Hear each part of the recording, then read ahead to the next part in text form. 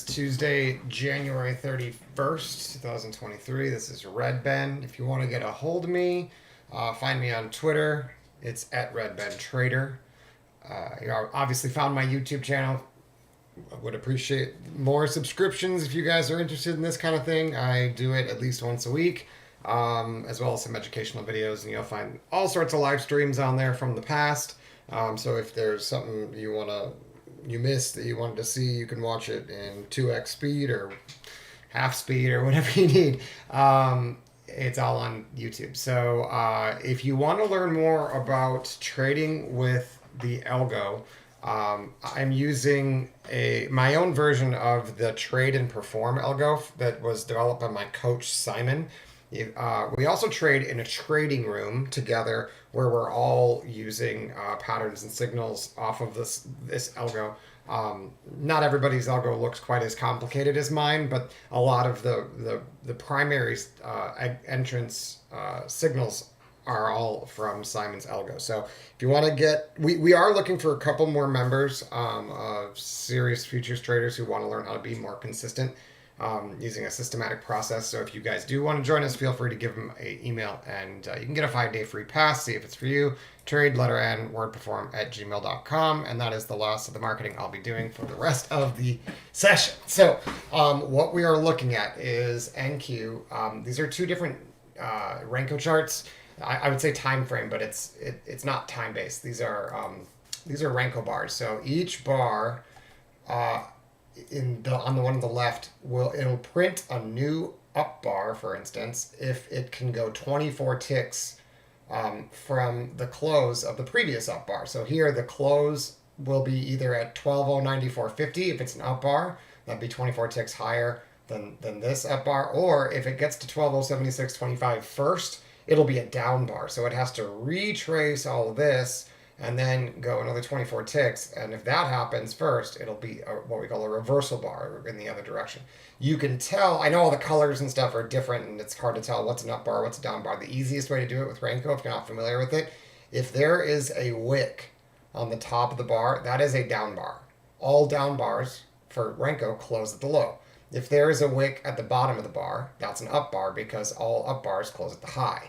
So, and then you also note that when it's an up bar followed by another up bar, like I just said, the open of the second up bar will be basically the same as the close of the previous one. And then if you look at the reversal, where we have a up bar followed by a down bar, the open of both of these bars becomes the same. So it can get a little confusing if you're used to candlestick charts, but the reason we use Renko is because it is an easier way to see the rotations, and to since we're looking at such a small time frame, you don't have to wait for the candle to close. You do have to wait for the Renko bar to close, but you wouldn't have to wait, for instance, for the 5-minute candle to close before you have validity on your signal. So that's the other reason. Now, keep in mind, there's a lot of signals on here that are like not necessarily being used at the moment. I'm going to talk about a couple of them because they're being trialed to see if there's any patterns that I want to integrate into new signals. So my algo is quite a bit more complicated than the Trade and Perform algo, which looks like this. A lot of the signals are still there. It's just there's a lot of them missing, and it's the colors are a little bit different. So just realize that those in the room are looking at something a lot more simple, but some of us enjoy actually taking new ideas and exploring and back testing and forward testing. And so some of these signals and colors and stuff you're not going to see on the other one. If you haven't seen my videos before, you won't recognize them. If you have seen my videos before, most of them are the same as they always have been, but I've added a few more as usual. And then I also prune out the ones that just aren't really, I'm just not finding very useful, or I adjust them slightly. For instance, combining two different signals so that I only get, for instance, the dot that shows up on the low after there's a pink bar or a purple bar, rather than having to see all the dots. Then I just see the ones that I'm really interested in. So that's kind of how that all works. Now the one on the right is still NQ. This is just a smaller Renko bar. So these are only 15 ticks. And the way I've actually been using the 15 a lot more recently. One benefit of the 15 tick is that for all of our entries, if, for instance, this diamond here was my entry could be valid as soon as that bar closes, and then my stop naturally goes underneath just a couple ticks below that bar's low for the long. So the nice thing is this bar, if you see, this bar is closed at the green line. On the 24 tick, that bar didn't close until here. So I'm basically getting twice the my risk reward is improved almost two times by having an early entry. The problem is it also means that there's a lot more noise. It's a lot smaller stop, right? And I get an earlier validation that I can get into the trade, but there's going to be more stops. The consistency is going to decrease the smaller the time frame. Now, I also have charts that are very high time frame. Like this chart is. Let me turn off some of this because this is pretty. That's pretty complicated. This one is the moment one. Okay. So each one of these bars need 80 ticks to print, for instance. So that is showing me a big picture view, and you can see here overnight on the 80 tick, it's very clear that yesterday we had a down, like a day that turned into a momentum trend day down, and then overnight we continued lower, but then after midnight we found a low here at 11,865 or so. They trapped this aggressive seller with the star on it. Most of the signals, with the exception of the pink and the purple, and then a couple of the other new ones, but most of the primary signals are just different ways to measure aggression from the footprint. So they're just showing us here that yes, these conditions were present for sellers to be in here aggressively. They then trapped those sellers with this combo where you have a green bar that's also a star, super, super strong, followed by the plus sign indicating the trapped sellers behind them. And then that level never got tested. See this? This here is typically support once you see this pattern, and you will usually get a bounce off of there. They couldn't even get into it at the open. We couldn't even sell past the midpoint of our channel, that little gray line that kind of moves. It's a little complicated, but it's basically a moving average. It's just tooled a little bit differently for Renko. But that has acted as support all day long. Anytime we did put volume, the little dashes under it, we closed bullish. So there's really no reason to think that today is bearish, but we are running into areas of resistance, which doesn't mean we should be selling them per se, but as a day trader, you could do it as a swing trader perhaps, because the higher time frame has some weakness. But from a day trader's point of view, what I'm interested in is the location where the turns are likely to occur, and so because that'll help me make better decisions if I have a good estimate of where to not necessarily too short, but where I might want to stop getting long. So one of my very newest signals is this outline in yellow here and here, and then the inverse of that is an outline in blue, which you won't see on this time frame, but is what you will see on the smaller time frame. And so I'm not going to go into how to create the symbols. It's complicated, but just know that it's a sign that the trend, the momentum, is likely needing some rest. It is not a top signal, but it is often seen at the top. So when the momentum's really strong, what you see is like to the upside, you'll see the yellow outline, then you'll see a period of rest or pullback into some previous important level. Then you'll see often another push higher. If you don't get that, if instead you get a series or one yellow outline bar, and that bar is immediately followed by an aggressive bar, or you go down for a little bit and rest and then come back up, steal the stops above it, right? So if it does this and then goes a little higher and then flips around with the aggressive signal showing up here, the aggressive bar like this with the star and the dot and all those and the outline, like when all those things fire off at the same time, it's a very aggressive bar. And when they come right after a series of, or even just one yellow bar, yeah, the yellow outline bar, the potential for the reversal is there. And then you just need some signs of follow through, which is a whole other series of setups, but what's it called?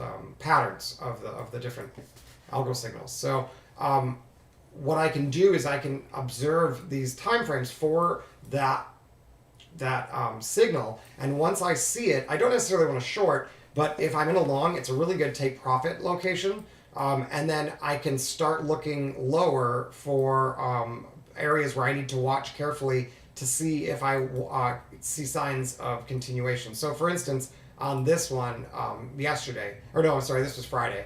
I'm on such a high time frame. I'm not used to it. That's being like 3 days, but so that one would have given me a sign to get out of longs, right? If I hadn't gotten out here, and then once they take it with the aggressive bar, I'm looking back at these supports and saying, okay, are any of these supports strong enough to potentially buy a trap off of? And I mean, this one is a little bit risky because of there's a lot of volume up at the top, and yet it didn't go very far. See how this is the accumulated volume in the wave, right? So that wave is much bigger.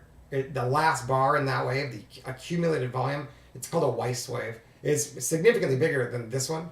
But if you look, and it's actually significantly bigger than the one before it too.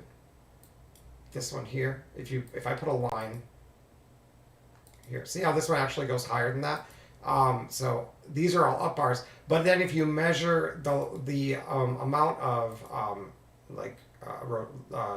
distance, right, in price of what we actually did, if I took this arrow that's like a measurement, right, more or less of that oh shoot, I guess I can't do that. I can't just grab the whole damn thing. There we go.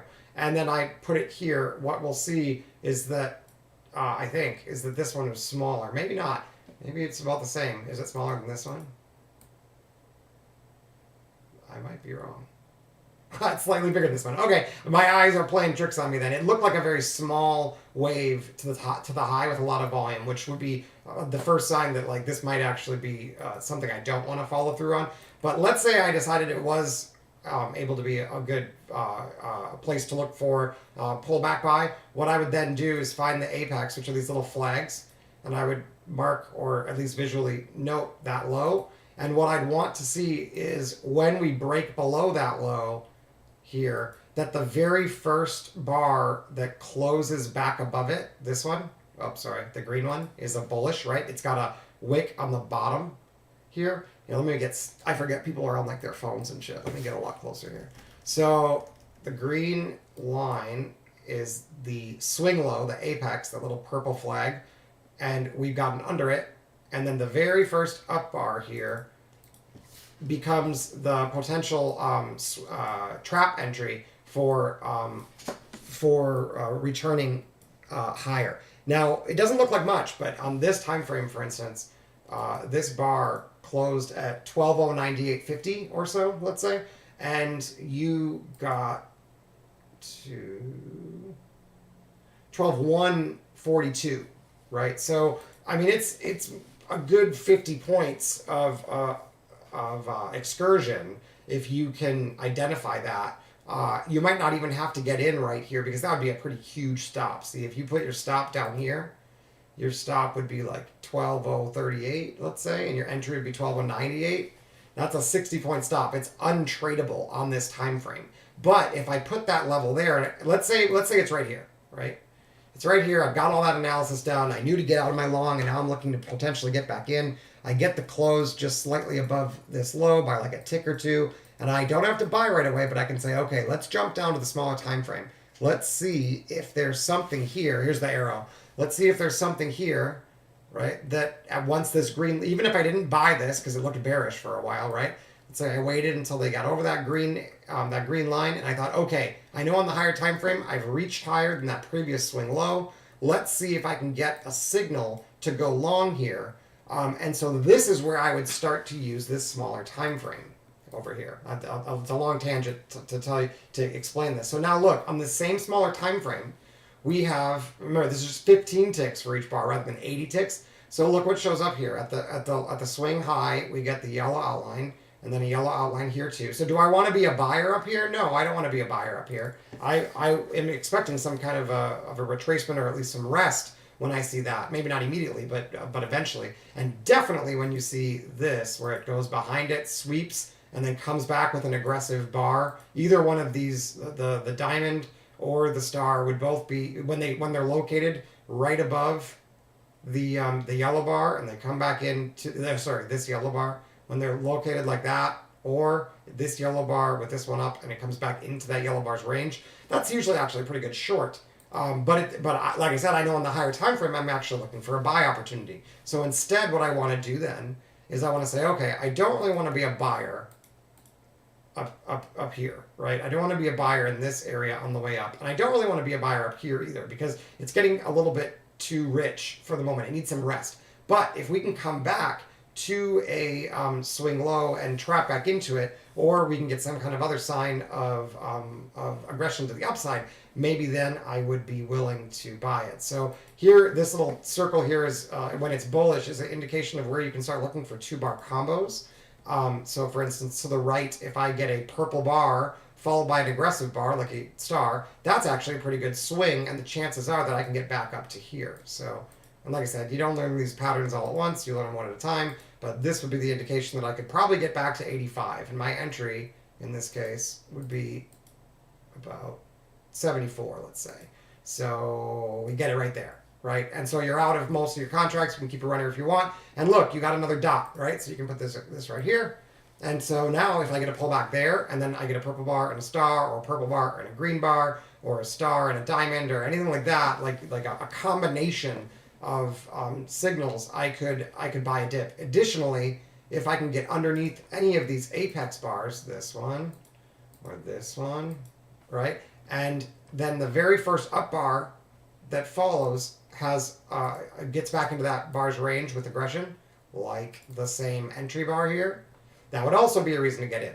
So there's more than one way to find the entry, but that would be your first one. And then we'd now say, okay, we got this dot, right? So it would also work if I could get under this and then bounce back up.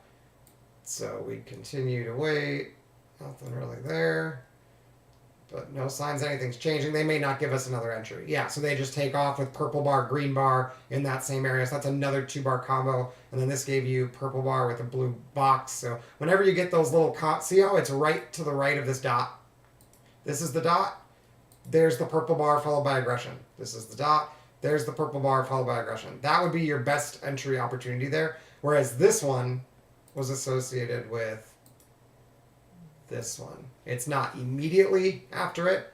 Otherwise, it would be this one, but this one didn't get purple. But this one is close enough where that's probably a good opportunity as long as it's bullish. Now, if you want to know if it's bullish, one easy way is if you're looking at the zigzag with our like special settings. It's not just a zigzag, but there's some settings, flips and stuff. But if you can see some dominance to the upside where the up moves are significantly bigger than the previous down moves. See how it goes 17 to 26, then 18 to 26.25, right? It's getting bigger and bigger and bigger as we go higher and higher.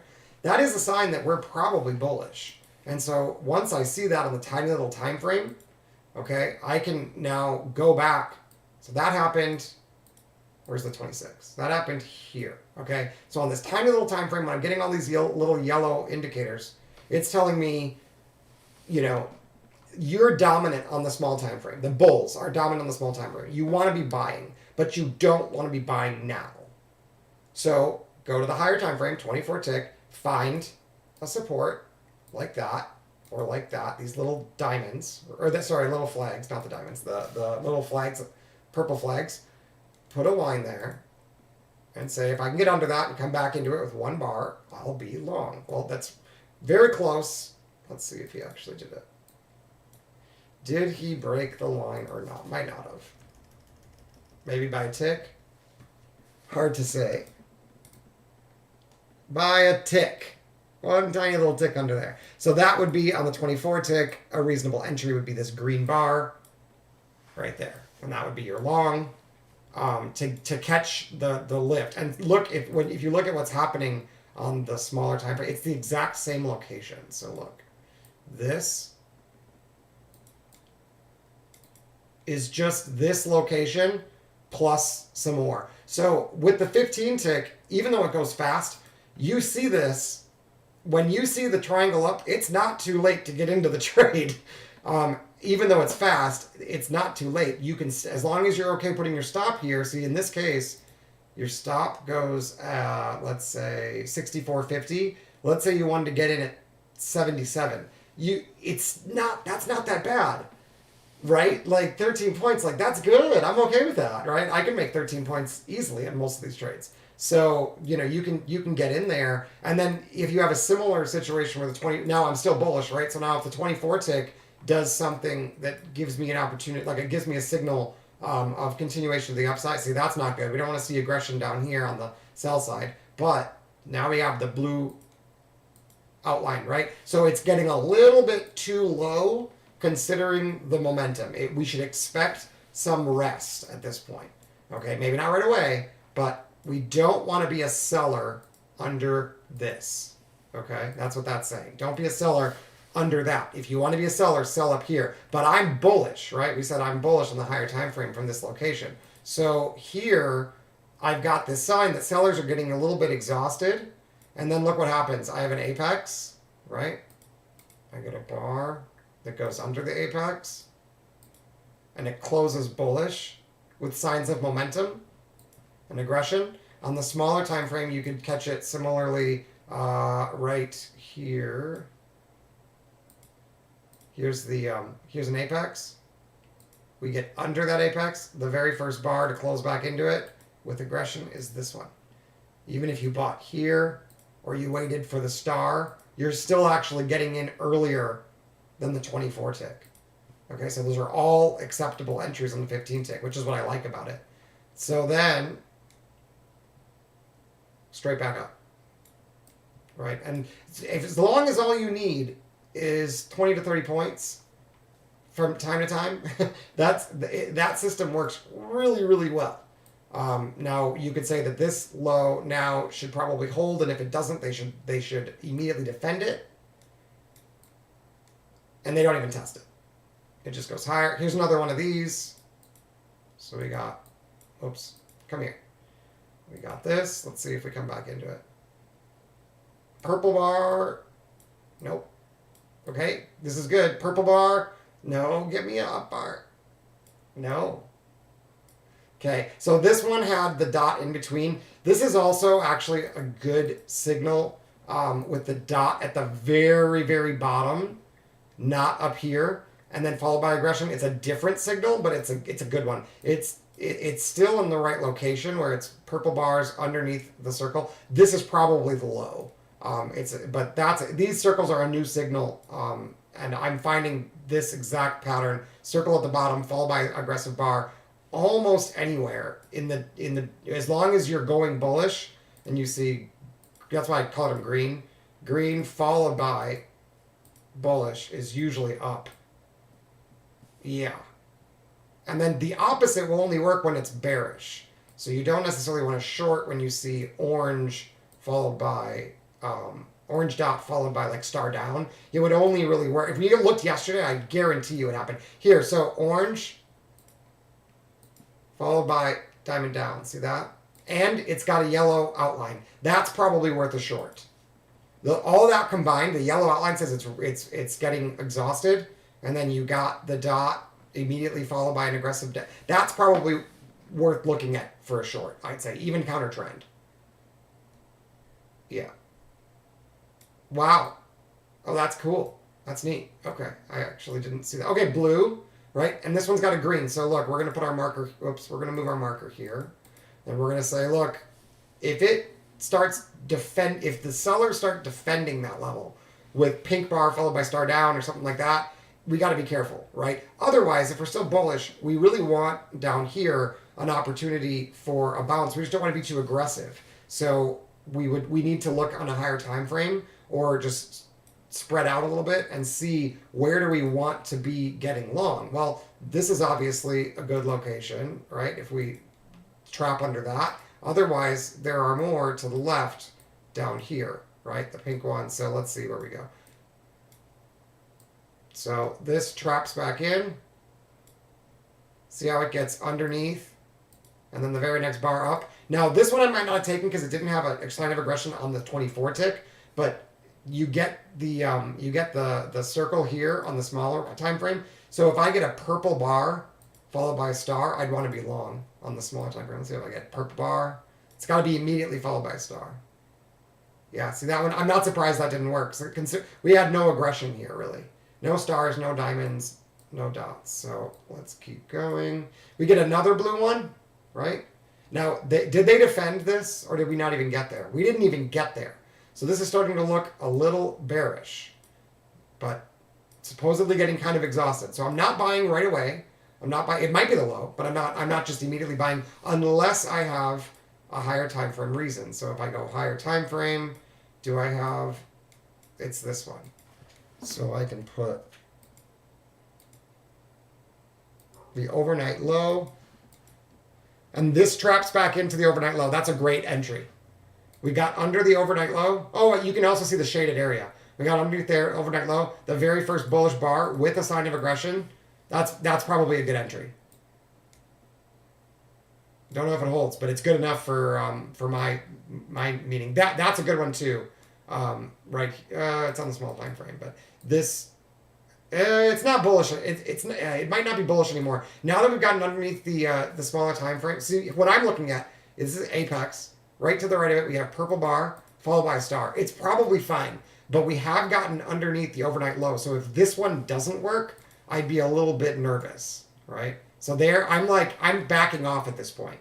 Like, okay, let's go back to the beginning and let's see if we can get some dominant waves and make sure we're still bullish. Or, consider shorting unless you see blue. Now, if the very next bar is bullish, nope, okay, good. You could consider shorting up here, but once I see the blue, I'm not really interested in shorting. So I'm not just auto buying that, although this is really good.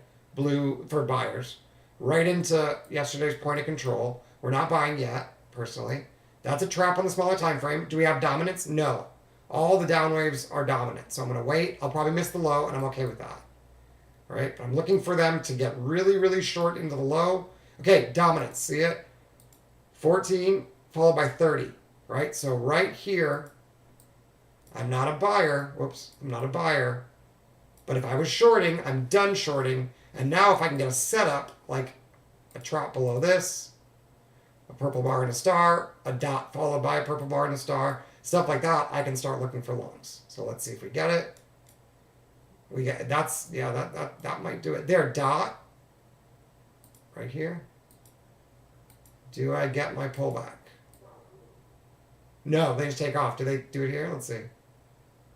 So you'd have had to be pretty aggressive to catch that one. Because even on the 24 tick, it didn't come back to test you.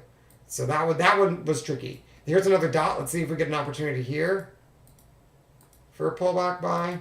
Sometimes they just take off. There we go. Purple bar, green bar. Purple bar, green bar. That's your momentum entry. Yeah. And then you gotta keep an eye on look for those yellow outlines to make sure you're not exhausting. Otherwise, you're just looking for traps. So no trap. Wait, that's a trap right there. That's an entry. Yeah. And then here's your circle for a pullback, and you don't get it. Sometimes they just don't set up. No yellow outline. We're still bullish. I do not think that this is going to be a very good big pullback. Okay, no purple bar here. That's too bad because that would have been viable. If the following bar is pink with the triangle up, it's an entry. No. Wait. Oh, that's interesting. Look at all these stars that are lining up. They better not beat that. Oh, they do. Ah, purple bar, green bar. Star. Or sorry, dot. Purple bar, green bar. I might have taken this one. Dot, purple bar, star. And that would have been a stop. Right? I might have taken that. But then I'd take this one too. If I took the first one, I'd definitely take this one. And that one's good enough for my 10 to 15 points for sure. Which is all I'm looking for. I don't need the low. Trap back in. Is this? Yeah. As long as I'm still bullish, and I've got no reason not to be. Apex, trap back in, purple bar, green bar, good to go. I would have taken that for sure. And that's a stop. And that sometimes you get stops. I don't know if this is a trap. Doesn't look like it. I'd probably skip that one. And that's the low. Awesome.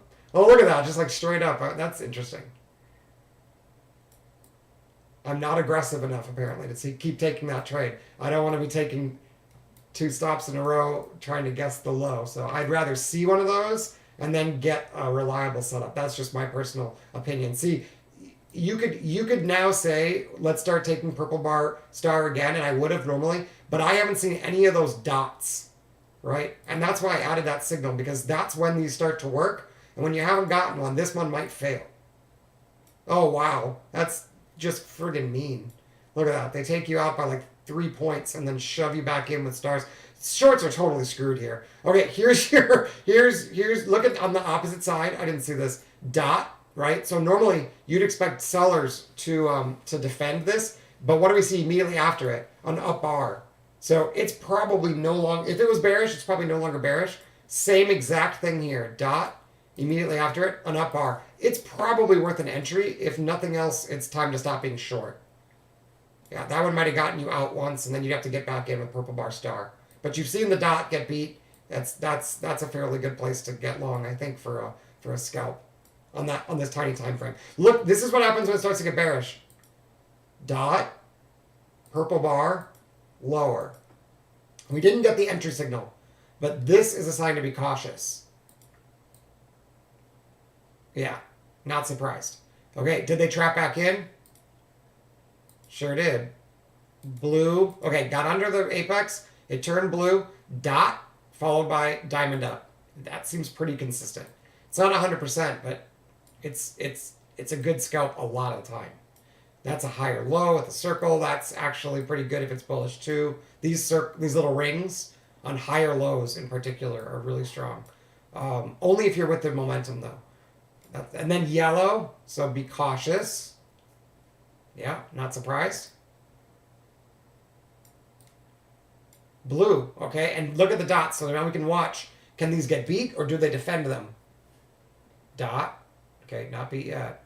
Look at all those blues, right? So they're expecting some kind. That should get retraced if it's bullish. But probably right here.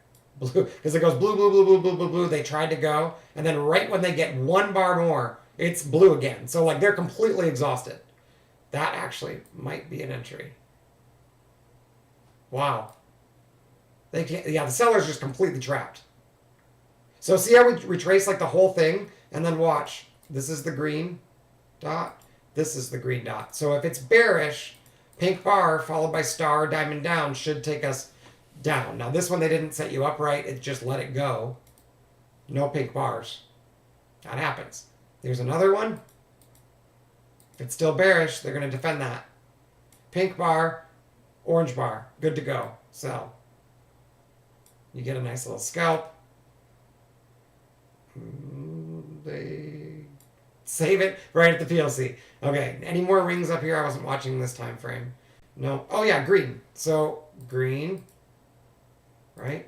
This one did not give you the pink bar, but it did give you star down right into it. Did this one give you pink bar star? No, that's too bad. Just no setup. Okay, here's another one. Do they defend this? They do. No pink bar, but that's exactly what you expect them to do. They come back up to it, reject it. Look at how they put a star right at the low. Hold on, let me erase this. So someone shorted heavily. Whoops, I did not mean to jump forward like that. Someone shorted heavily right here. See that? Big, big, big seller. Usually they expect a roll down. You wouldn't know that it doesn't roll down, but the very next moment it goes star up. So star up, star down, star up. This is obviously a pivot. They're interested in this level. We also get a ring and a star on this one. Triangle down followed by a ring is often a rotation up. But look, sometimes it does need to do it more than once. So it's probably not good enough for an entry if you're counter trend, but it's something to watch. And then all of a sudden you see it work. Now it only works when it's bullish. So this is probably not going to get defended because I think it's bullish, and this one probably will. So see how they did not defend it? Now I'm watching for purple bar followed by star or diamond. Oh, no purple bar. Purple bar. Wow, they just flushed it. Okay. And they flush. Well, didn't get stopped. Just didn't get set up, thankfully. Okay, so we got the ring at the bottom, but no triangle down. And, oh, there it is again. Dot, up bar. And blue, up bar. That might be good enough for an entry, even counter trend. Okay, so if that's the case, then this is going to be defended. And I want purple bar followed by an aggressive bar. Right there. Purple bar followed by star. That's an entry. Ooh, ouch. Took you out, but they saved it again. Did you get purple? Yeah, it came on the higher time frame. This one's more aligned, if you look. Look. So this is where it is. Right? It's more aligned. And you got purple bar followed by divergent dot. So that's probably good. If you took the, this one, I mean, I think that's okay. But you have to take it when it lines up. Because you expect them to defend it. I was seeing this as being pretty momentous. But I forgot we had the POC right above us. So you're trading into the POC. That's not really the play. You want to get a pullback to break that. Another orange bar that's not defended. They're just going to chop up here. So there's your trap. Do we have dominance? 53 to 36. 15. That's not really. Not really. Don't have dominance. So I might skip this one. Yeah. See that? We didn't. What I'm looking at is see these numbers, right? So 15 on the downside, it's the same on the up. And then 24, 75, 24, 25. It's slightly smaller. They do not have dominance. Goes down 26, goes up 16. The pattern will probably continue until that changes. So there's that again. Dot, that's blue, followed by star up. And that's the low. Okay. I'm definitely going to be watching that. All right, here's another one. Do we get a purple bar star here?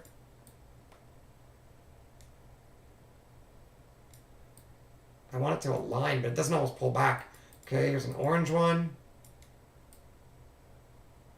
Oh, man, so close. But dot followed by up, and it's higher lows. The green dot followed by an up bar. Looks really good. And then here's this again. Let's see. Does that produce purple bar? There, that's it. Purple bar, green bar, aggressive, right across from the orange dot. That's got to go higher, I bet. They're trying. A little bit. It does get an extension. It's just getting stuck at the PLC. Okay, blue, be careful of shorts.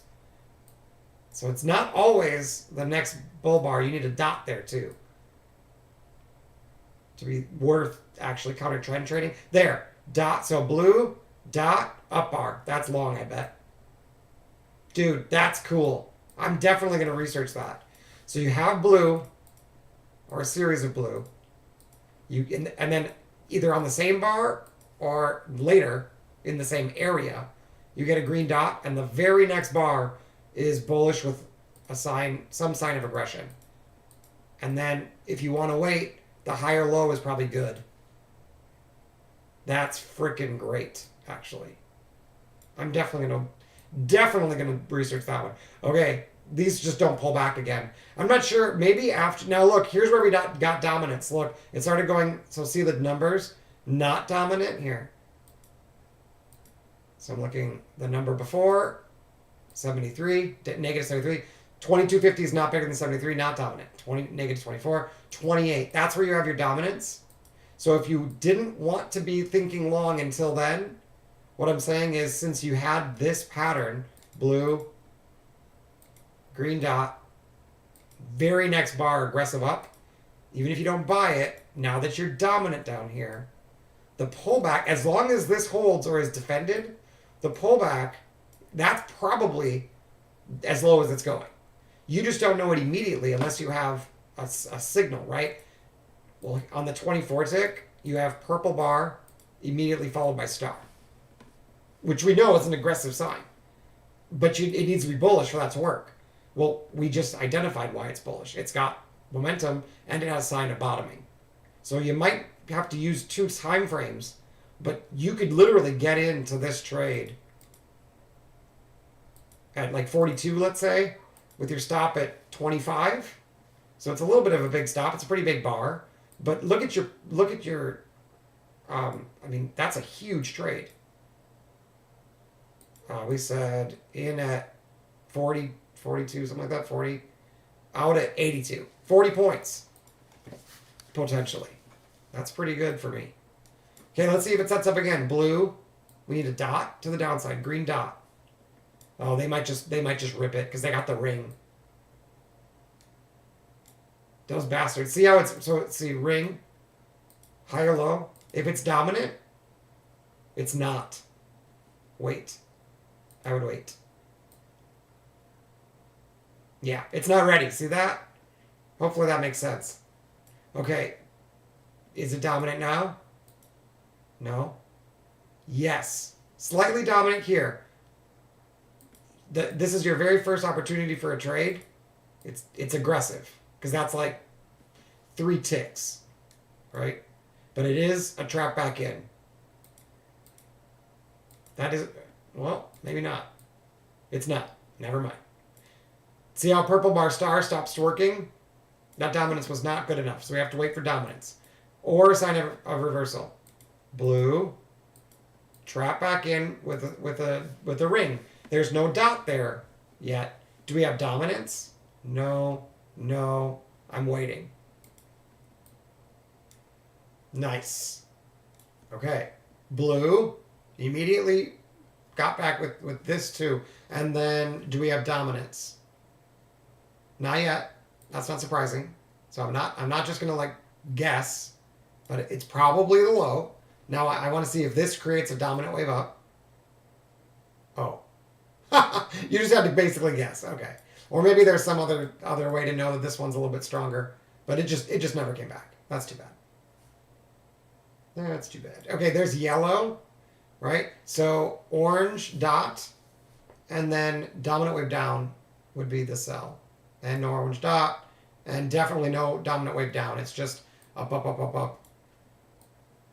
And so notice that sometimes this does not create a reversal, right? It's just because it's got the outline does not mean it's time to short. It's time to take some profits and look for your next pullback entry, like purple bar star, purple bar diamond, star down box. Those patterns will still work as long as it's bullish, which you can see down here, and with volume as well.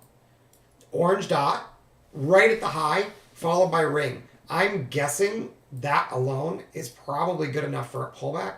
Let's see if I'm right. Very little. Okay, because it's that bullish. Is this a trap back in? That's probably worth trying, if I had to guess. Yeah, okay, I see it. All right, so it's really bullish. We got the dot, and the dot was immediately followed by a ring. But there's no yellow outline here. It's not exhausted. They have enough energy to take these stops. So they take it, they trap back in, and the next, a lower high is your entry. Or you can just enter on this one if you want to be aggressive. Or you wait, if you see a plus sign, then if you can print a purple bar below that, it's almost always, as long as it's bearish, it'll work really often.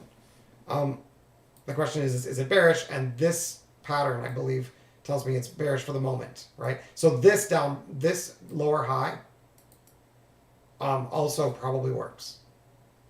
Oh, no, it doesn't. So only once. I guess it depends how bullish or bearish it is. Yesterday it would work. Today, probably not. Okay, dot. Now this one has something special about it. The bar 2 before it.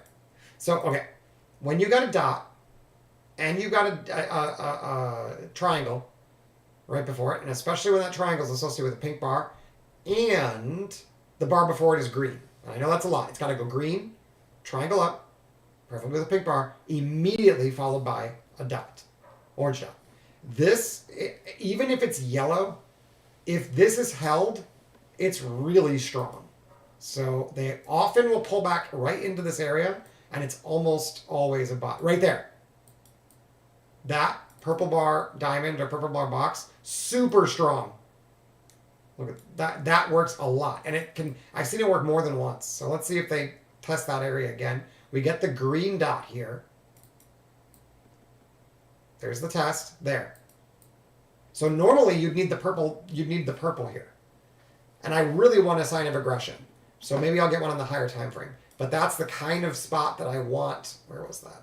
Right here. This is where I want it to set up. I just don't have the setup yet. So let's see if we can get it on the higher time frame. Oh, they just rip it down. That's too bad.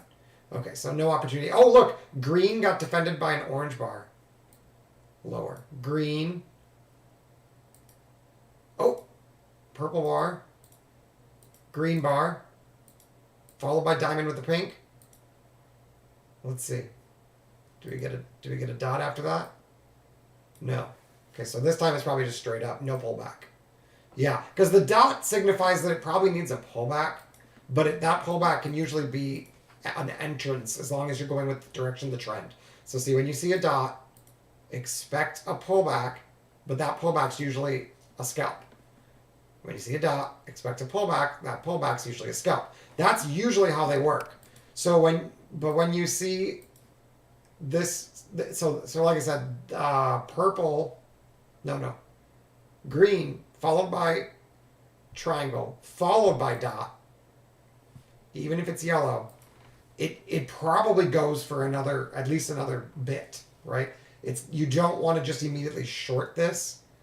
But what I'm wondering is this high now vulnerable as well? And I don't know that, but I think it might be. So see, when you don't have it and you just get yellow, it can break down, right? Because we didn't have that pattern. But anyway, this pattern here, green, followed by triangle with a pink bar. This right here, that 2-bar combo I've talked about it in another video. It's really strong as long as it's bullish. But the one time it doesn't work right away is when you got the orange dot right after it. So if you get in here and the very next bar is orange dot, you probably got in too high. And you're probably better off exiting, not right away, but I guess right away would be at the close, so that'd be okay, of that bar. Take the win, and then wait for the pullback to get long, is what that little dot is saying. It's saying the low of this bar that just closed, this needs to get defended, otherwise it's bearish. So there's really no reason to be bullish unless it gets defended, right? So you could take your win there rather than waiting for it to get tested.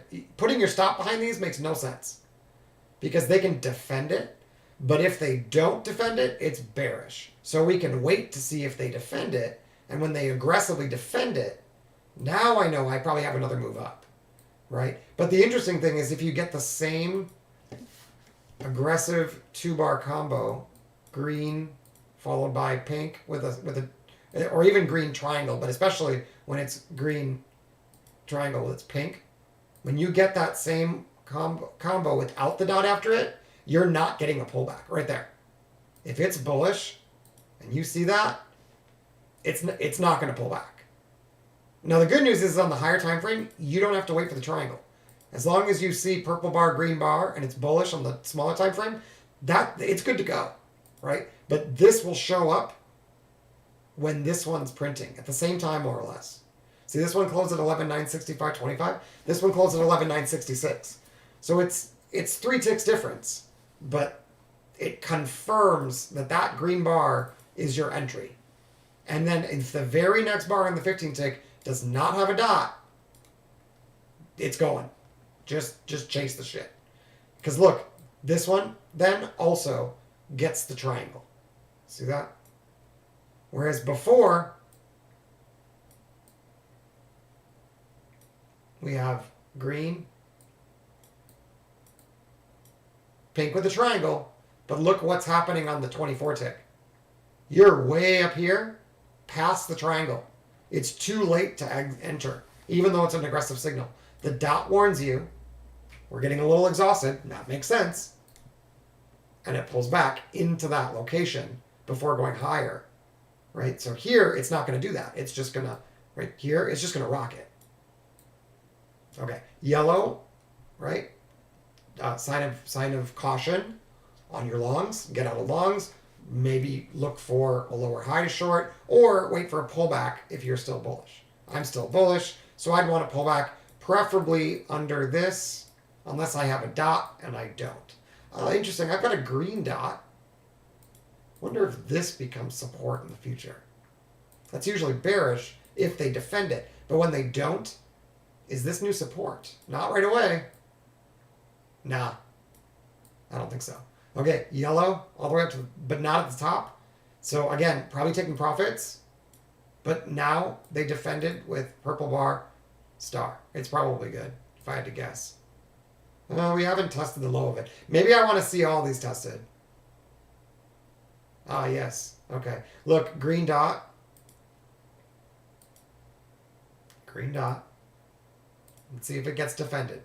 It didn't get immediately beat. We don't need that. It didn't get immediately beat. We ran into the POC, previous day POC. This is Tuesday now. This is today. Yeah, so this never even got a chance to defend. It just down it goes.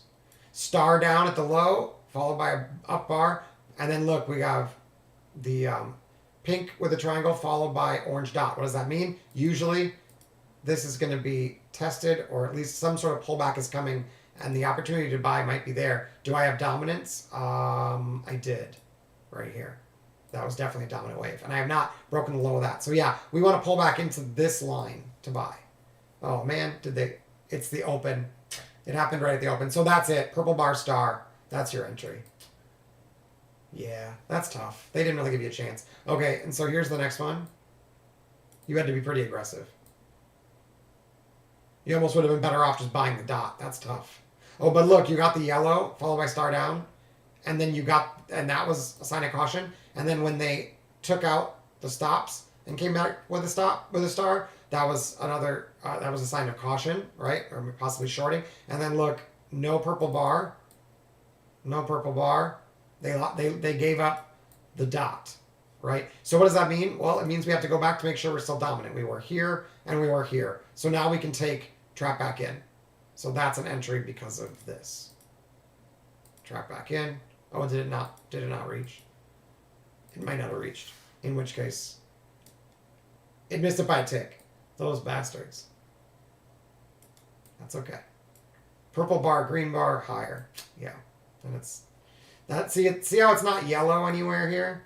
So there's really no reason to think it's getting bearish, or that even that the trend really needs a lot of rest. It might rest, but it doesn't need to. Oh, it does. Oh, right. Oh, look, it did come back to that level. That's that dot from before. Ah, that's the bullish one.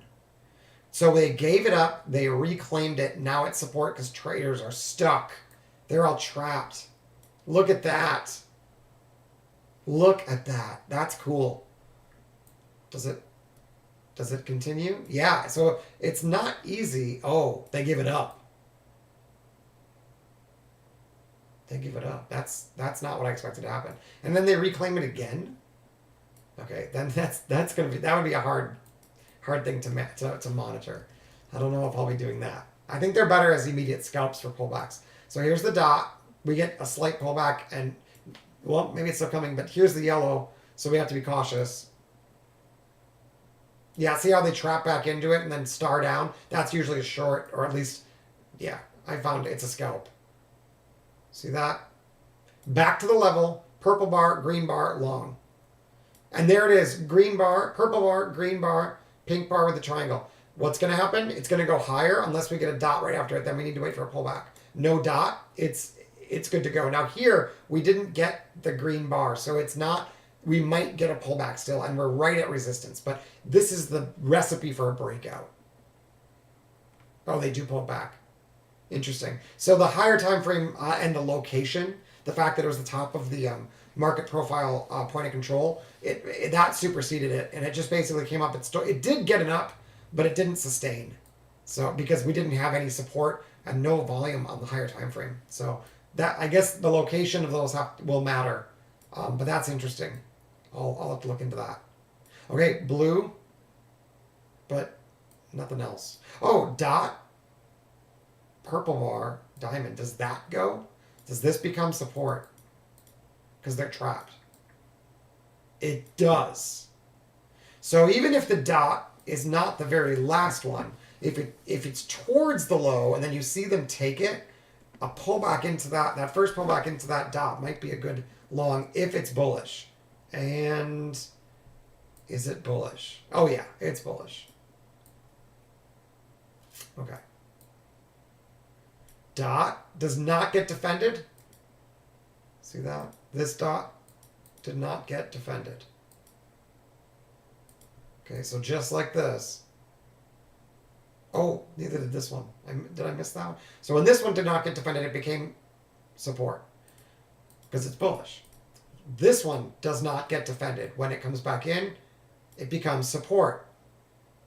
They give us dot followed by diamond. Dot diamond is a good entry on its own, but I'm pretty sure if we come back to that level after beating it, it'll be support. Boo! Yeah.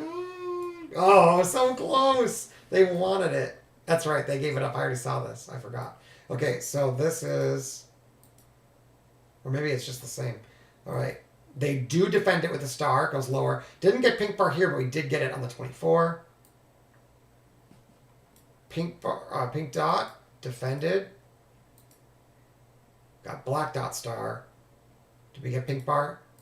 Pink bar dot here. Oh, we got green pink bar dot here. Let's see what this does. Green pink bar dot, right? So this is usually pullback, then buy, not immediate breakout. Let's see. Pullback, see that? Now it should be buy. Right there, buy. That's great. I love it. That's all I need. Okay, and then here, pink, wait, or pink dot, wait, pullback, star, buy. This one, pullback, they gave it up. And then there's another one right here. So that's probably the next point of resistance. Blue, right? And then you've got immediate retracement. Pretty bullish, if you didn't know already. Here's that level.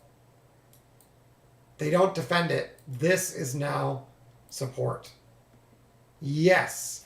Yes. Beautiful. Because if I'm looking for 10 to 15 points, man, that is perfect.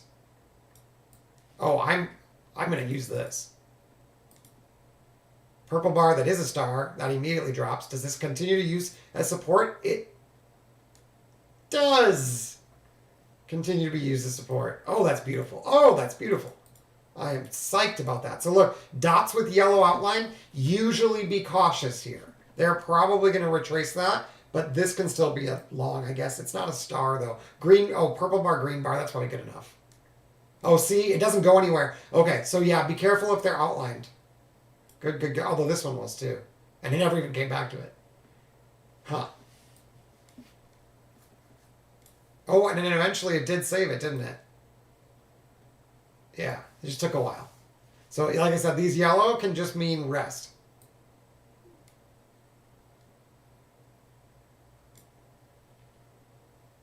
No more dots anywhere. Star down ring. That's really good.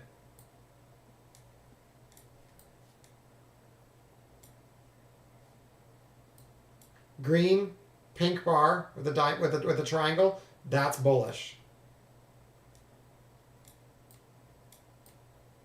Yeah. Okay, dot. Oops. Dot on the 24. Do we get a pull back into it? We do. Oh, maybe we get dot on the 24 the other direction. One of those is going to hold, one of them's not. See, purple bar star, but with this green dot, I'm nervous about that. I'm pretty sure we said you have to overtake that green dot first.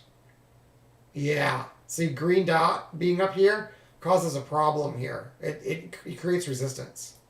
So this orange dot gets trapped. That's cool. So orange dot at the high. Oh, orange dot diamond with a ring. Orange dot ring. That's probably good too, in the opposite direction. Okay, so then that's resistance.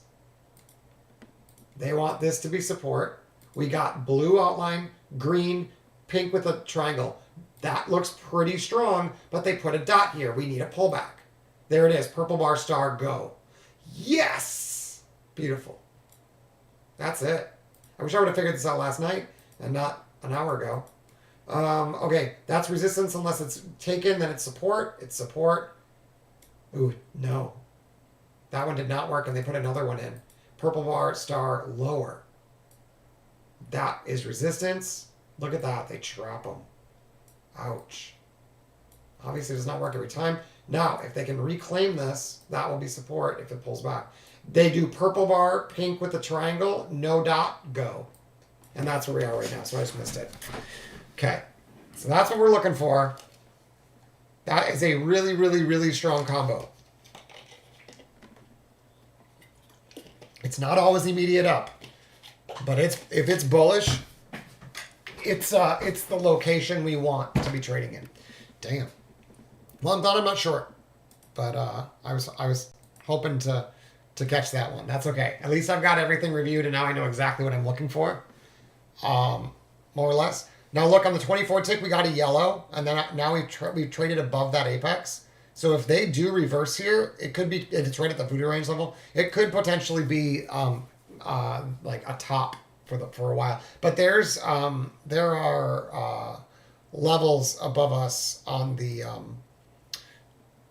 candle chart that are probably going to get hit on both NQ and ES.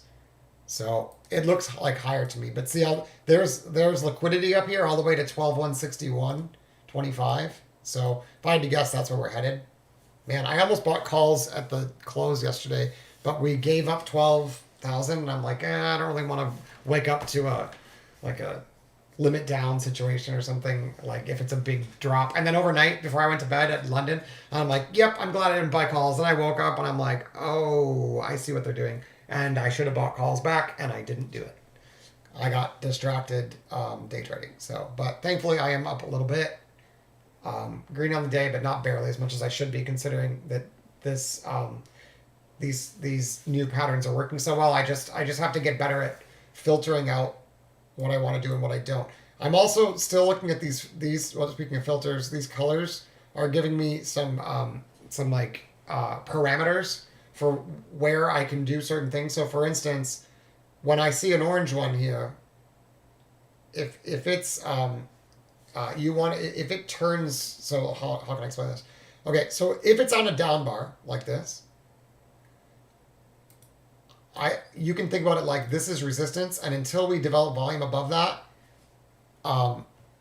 if it's bearish, I would want to be short and not long. If it's bullish, it's just too high to buy, right? So right now it's bullish, and they're giving us this orange. It's probably going to be a down bar. So what it's saying, it's not necessarily saying short, but it's saying it's probably too high to buy. Wait for a pullback or a signal like a white bar that'll tell you that it's too low to short. No, in this case that's not right, because see, it depends on if you're bullish or bearish. If it's bullish momentum, what the bullish signals are saying, get long, as long as you don't develop volume underneath. So this white, which is associated with this bar here, the pink with the star, this is what needs to be defended. Now that's like the support that needs to be defended. It can be tested underneath, but we need to defend it. Otherwise, bulls are potentially losing control of volume, because these are all volume based. Then if it was bearish, again, it's not bearish, but if it was bearish, the opposite of that would be, here, let me erase the lines because I don't need all these. If it was bearish, the opposite of that, here, let me look at it on the smaller time frame, because we can probably find a small area that's bearish. So let's say it's bearish now, right? Like this is the high, and we have a lower high, and we're looking at a big time frame. When I get brown, which is the opposite of white, and that brown started here, this is the highest brown we have, that is the point where, again, I can't develop volume above, otherwise it's no longer bearish. So it would be bearish unless you develop volume above. So the opposite of that, when it's bullish and you get that bear sign, you could wait for the breakout, sure, or you can see the brown and say, okay, it's a little bit too high to be buying right now. The green dot's saying the same thing, but if I can either break out or I can get a pullback into a level that I was already looking long, like this, well, then it's all good to be long. Either one of those would be good. So it's not bearish bullish. This is the level you should watch to as like a line in the sand to determine whether or not you want to stick with the momentum or if you want to buy a dip or whatever. It's giving you information about that. Anyway.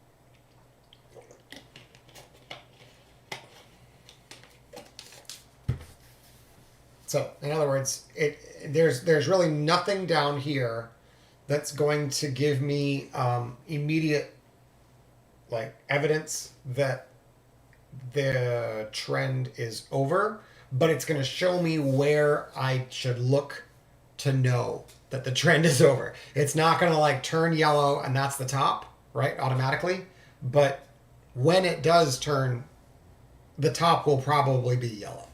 So I hope that makes sense. It's just a filter. That's why I call them filter. The colors of the filter is because it's a filter for trades to keep me from getting too aggressive and to make sure that I'm considering location before entering. Because I based my decisions for my direction not on price action only, momentum and price action, and I try really hard to favor the direction of the trend when it's trending. I do take counter trend trades, but they're the exception, not the rule. And I've been like playing around with a lot of momentum signals lately, and I will catch myself identifying that it's bullish or bearish and then not reconsidering that direction, even though the market has given up some important levels, but they just weren't support that I had identified as important. It is important, but I didn't see it as important because it wasn't like the lowest low or the highest high. Because a lot of times it's not price movement that actually indicates whether or not something's significant or not. It's volume related to price movement. So that's what these colors are relating to me. It's saying that conditions exist regarding volume and how price and volume are interacting at that point. And so there probably are some setups for entries with the colors, but that's not how I'm using them yet. I've got plenty of entry signals, but it does help me filter out some of the really aggressive trades where I'd like try to follow a trend just with a breakout where I should be waiting for a pullback, for instance. So that's what, for instance, the yellow, if when it's bullish, just like this, the yellow is telling me, don't even think about buying a breakout immediately here. You need to pull back first, and then if you can break out over it, you could buy it. Otherwise, just buy the pullback. So like when I see yellow here, and I'm right there on the, oops, not there. It starts here, right? So when I'm there, and I'm thinking, wow, this looks really bullish. Is that a big enough pullback for me to get long? Maybe I'll just buy a breakout. This is like, nope. You need a significant pullback out of here. Otherwise, if you get volume broken above it and everything's still bullish, then you can consider buying at this level on a pullback. But for now, don't do it. Wait until you get a signal. So they pull back. I get another bearish caution signal here saying, don't do it. Don't buy it yet. And then I get another one right here saying, don't do it. Don't buy it yet. And then the buy signal or the buy filter says this is not a place to short, and it's also purple bar followed by an aggressive bar, quite a few different aggressive signals. So all of those things together tell me that that's my entry, right? I already knew, remember, that this 2-bar combo, purple bar, green bar, and green bar followed by triangle up that's pink, I already knew that those were strong entries. But if I take every single one of those, every one of them, I probably would be right maybe 50% of the time. Because there's a lot of times where it shows up even though it's at the wrong location. So this is telling me yes, and if it shows up here, I would say no, or here, I would say no, because I haven't gotten any signals that it's like safe. You know, the waters aren't safe yet. There's every time we try to break out, I get signs of volume. I'm not going to call it exhaustion, because that's not exactly what it is. Exhaustion's a very specific thing, but volume signals that indicate exhaustion. Let's put it that way. But remember, I did get this yellow outline here. So it makes sense that people put their stop above this. So if sellers can retake this, it could technically be bearish. But the white down here says don't short unless you develop some volume underneath that. So it'll also keep me from being aggressively counter trend trading, because unless this can be my target for a short, I should wait until we develop volume below that and retest it from below before I really think bearish.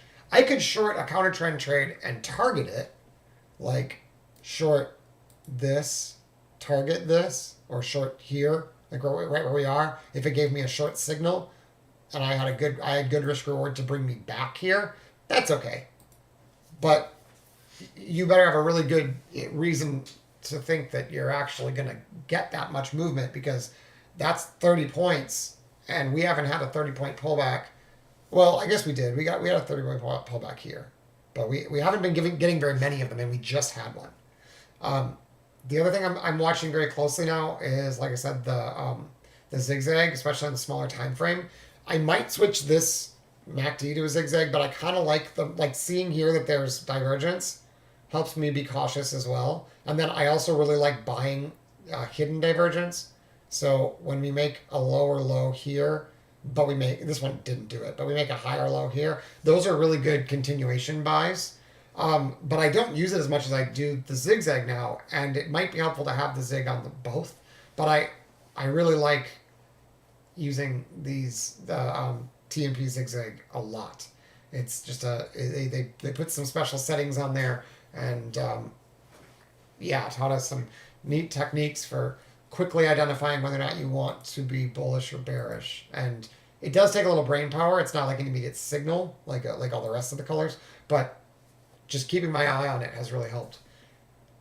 So that was our expected pullback, and they gave us purple bar, green bar. So that's the last spot that we saw defended.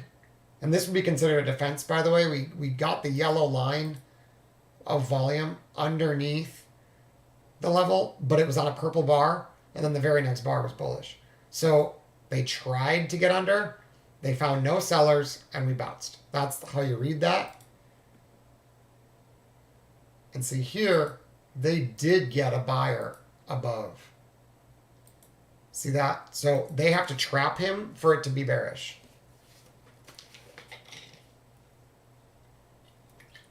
They're not doing a very good job of that. There's just no one there. There's no one selling. That's the easiest way to explain it. There's just no one selling.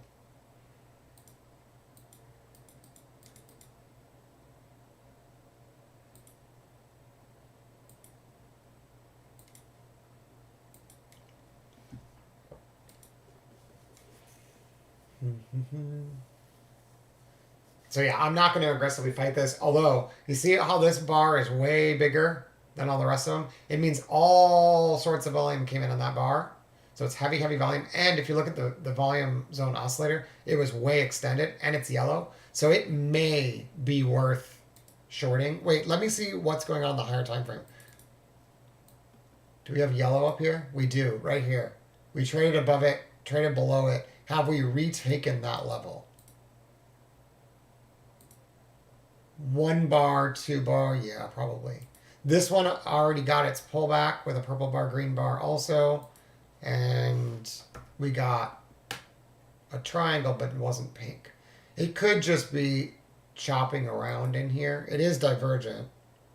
But yeah, that I would not be surprised if they at least try trap this. I'm just not seeing a lot of evidence that they would be able to do it successfully. That's my concern with shorting here. It's not that it's not a good spot to short. It honestly kind of is. But oh, nice. If they get a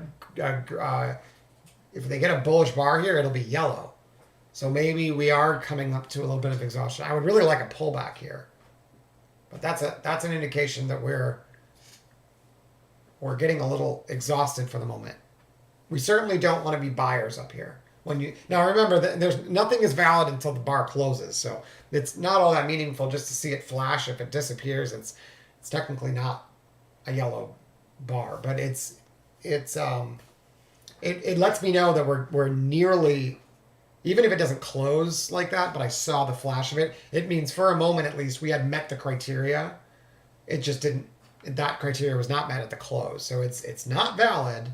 It's not the same, but it warns me like, hey, you might be seeing a yellow bar soon, right? It's a very early thunder in the distance warning that it might be raining soon. But it's not time. You don't have to open your umbrella. You just might want to make sure you bring it with you. But we'll see if they defend this, because that green line is the high of the yellow box, the yellow brick on the higher time frame. Wait, was that the 80 tick or the 30 tick? That's kind of important. That was the 30 tick. On the 80 tick, we're potentially exhausting if we don't. See, it looks very similar to this. Just no yellow bars yet. So, not yet, but could run into trouble here. But it's nothing until you actually find it actually has to actually get exhausted. And it's not yet. Oh, there we go. See, small time frame might get one. So am I considering buying that pink bar? No. If it's yellow, I do not buy it.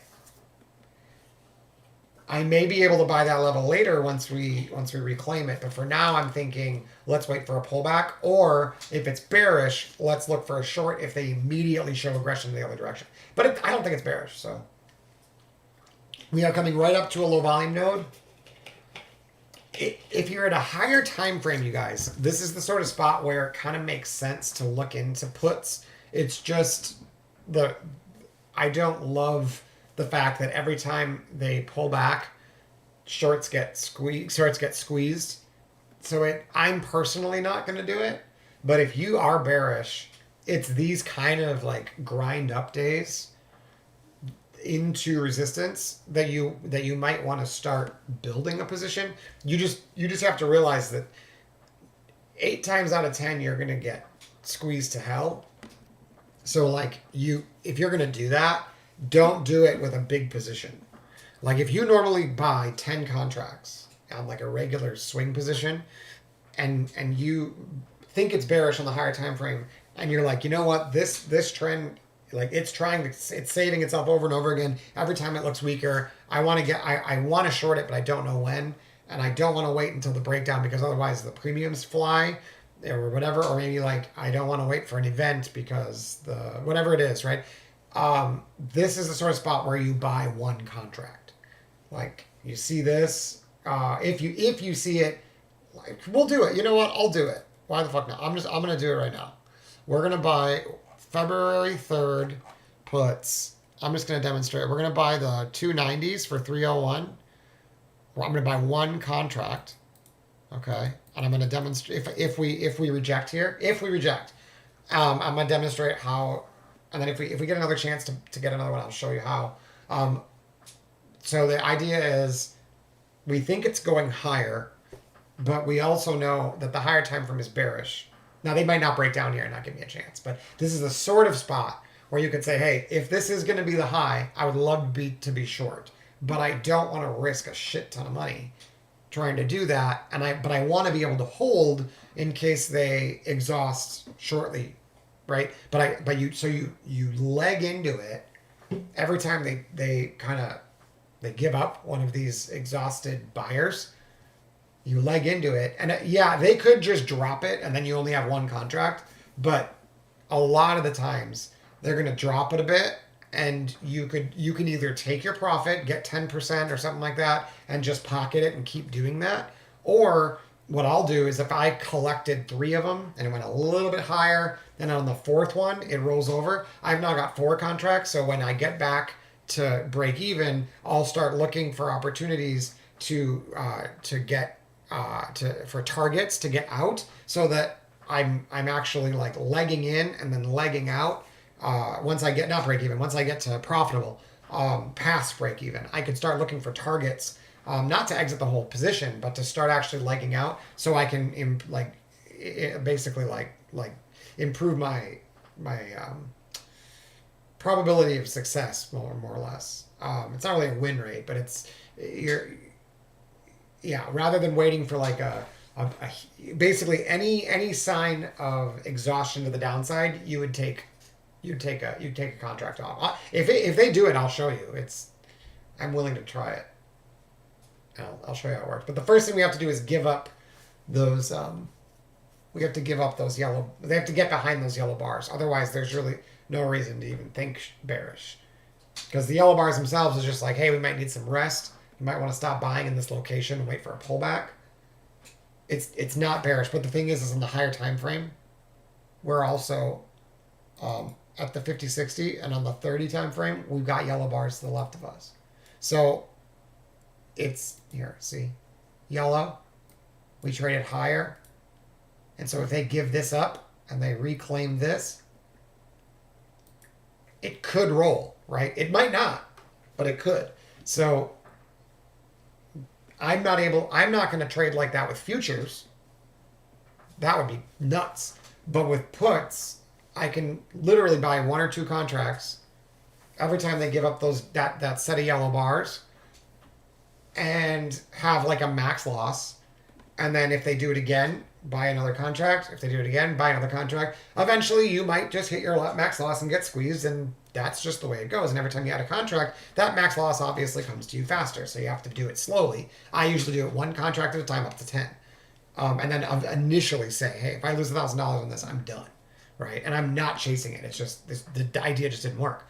But if it does work, maybe not the first time, but like the second time, now I've got 2 contracts. I get into profitability. We get a big rip down, take one of them off, let the other one ride, and suddenly, you've got your 1-to-1 risk reward ratio pretty relatively quickly. So it especially works well when you're pretty early and like had the opportunity to add like 4 or 5 times, and then that way, once you get back to profitability, you can aggressively start peeling those off. And if you do that every once in a while, as long as you do it well and you have a good signal for exhaustion, even if you don't ever take out like big support, you can tread water.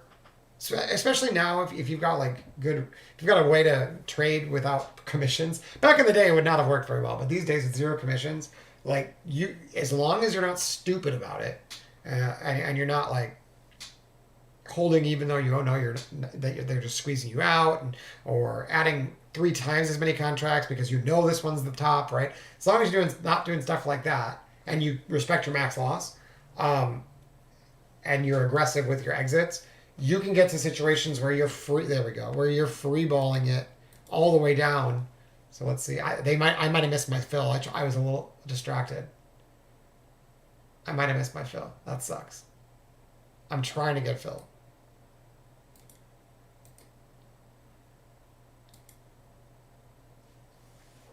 I will move it slightly if I have to. I'm trying for 305.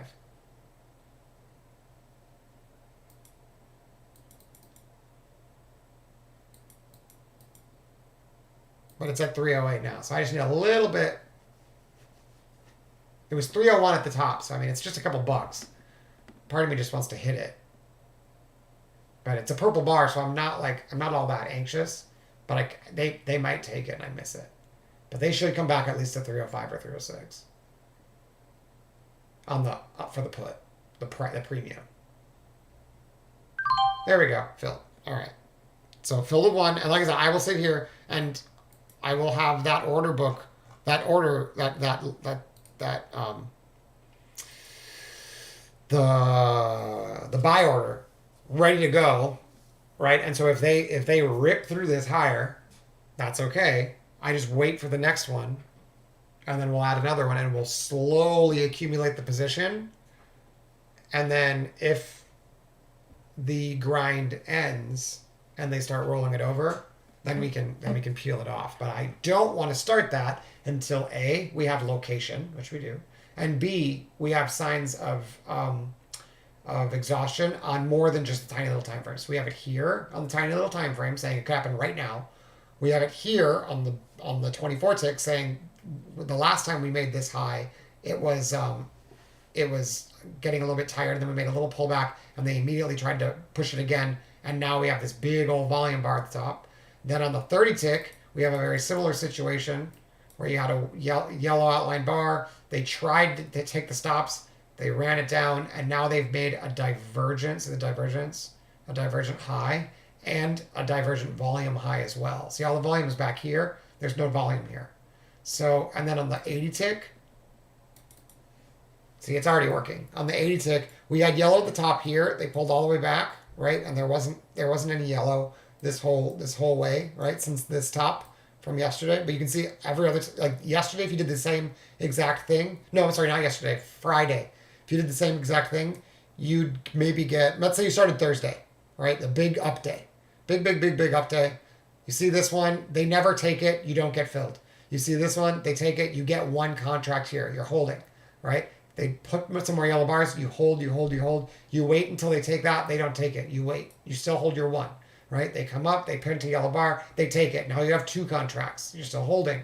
They squeeze you out a little more. You get a third set of them. They take that out. You now have three contracts. Guess what? They pull it down. They pull it down. They pull it down. Monday opens up. Your average is somewhere in between here and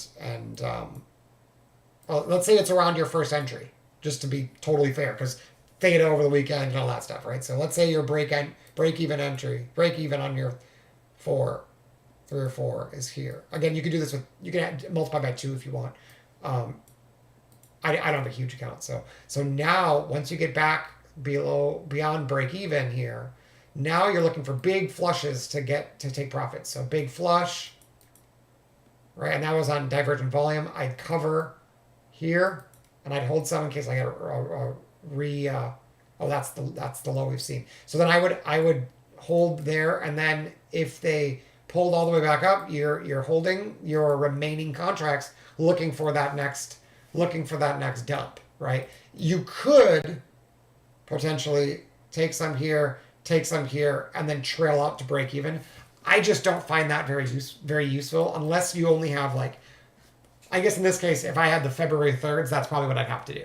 It depends on how far forward you go. If you go 2 months in advance and you're planning on doing this over a matter of weeks, you can probably hold it. But if you're looking at 3 days till expiration or 4 days till expiration or whatever, you probably you get as much as you can off on every flush, and then if they show signs of aggression, you probably have to start the system over. But what I might do, a very common thing would be to take that highest spot and come down to the low, and basically say, I don't want to be at break. I don't want to put my stop at break even. But if I get over the 61.8, I'm not really interested in anymore. So my stop might go mental stop would go 12,140, and if I'm trading up there, I'm just thinking, okay, I know that short is probably busted, even on the higher time frame, and so therefore there's no reason to hold the puts. So even though the system is intended for futures trading, you can still use the signals on multiple time frames to give you a location. You just have a lot more. You have a lot more leniency for chasing, and you can do pullback buys and things like that you wouldn't maybe do with a 15-point stop. You can do with a 60-point stop using puts. So anyway, let me run to the restroom, grab another drink. I'll leave you some tunes, and I'll be back in maybe about 2 minutes. Hold on, guys.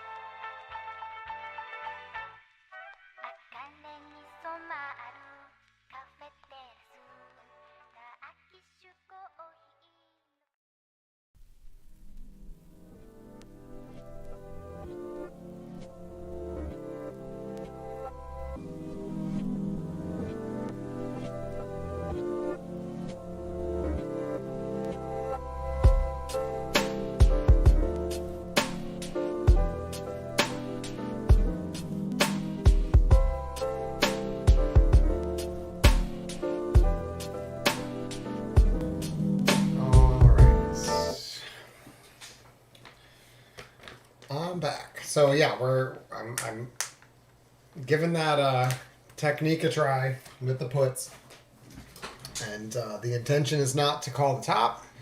It is to leg into a higher time frame exhaustion pullback short, but realize that it's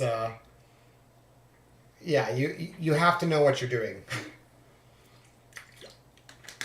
And I can't recommend that anybody follow me into any trades. So we'll just have to see. It's gotten real slow all of a sudden. I'm hoping that into the end of the day maybe we'll get a little bit of speed, but it turned into this slow grind. Usually on the last day of the month, the close is pretty exciting. And there's in addition to being the last day of the month, tomorrow is also FOMC. So I'd be really surprised if they end it with like a in chop. I would think that they'll probably at least go test 12,000, but we'll see. And I'm honestly hoping they go just a little bit higher and give me a chance to buy a couple more puts. But if they don't, that's okay. I can deal with just having the one also. But and remember, if they don't print the signs of exhaustion and then overcome those, like actually trigger the sign that those exhausted bars are getting potentially trapped, then I just sit here with the one, and it's if I would open tomorrow and they'd be losing, I would just I don't have to wait for the max loss. I can if the trade idea is busted, you just get out of the trade. It's it sounds easier than it is, but if you had an idea and you get into that trade, and this is especially the case with swing trading, because I mean with day trading you should just have a hard stop and you get in and it gets you out and you don't have to think about it any further than that.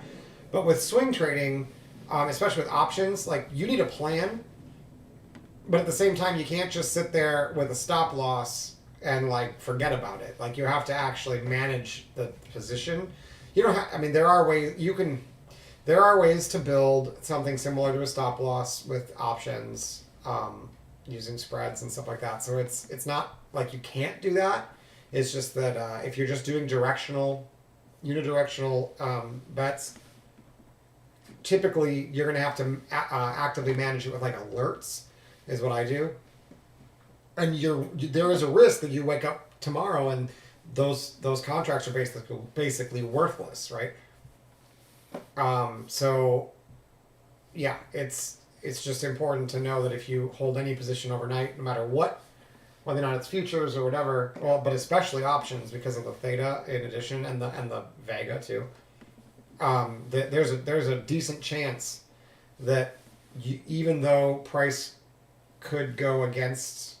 Even though price goes in the direction that you want it to go, you might actually still be losing money on that trade, depending on how much theta you have. And then also if your idea stop is not working, and even though you haven't reached your price stop on the chart, you may not. The chances that your trade work out could have like depleted from like 50% to 20%. So identifying like where those points are ahead of time, and like I said, for me the easiest way to do it is using a 50-60, but I mean you guys, you just do what you do, right? But for a pullback short like this, that's really so and so keep that in mind, like big picture, right? That line in the sand for me. This is why I just want to make sure people understand this is why this works.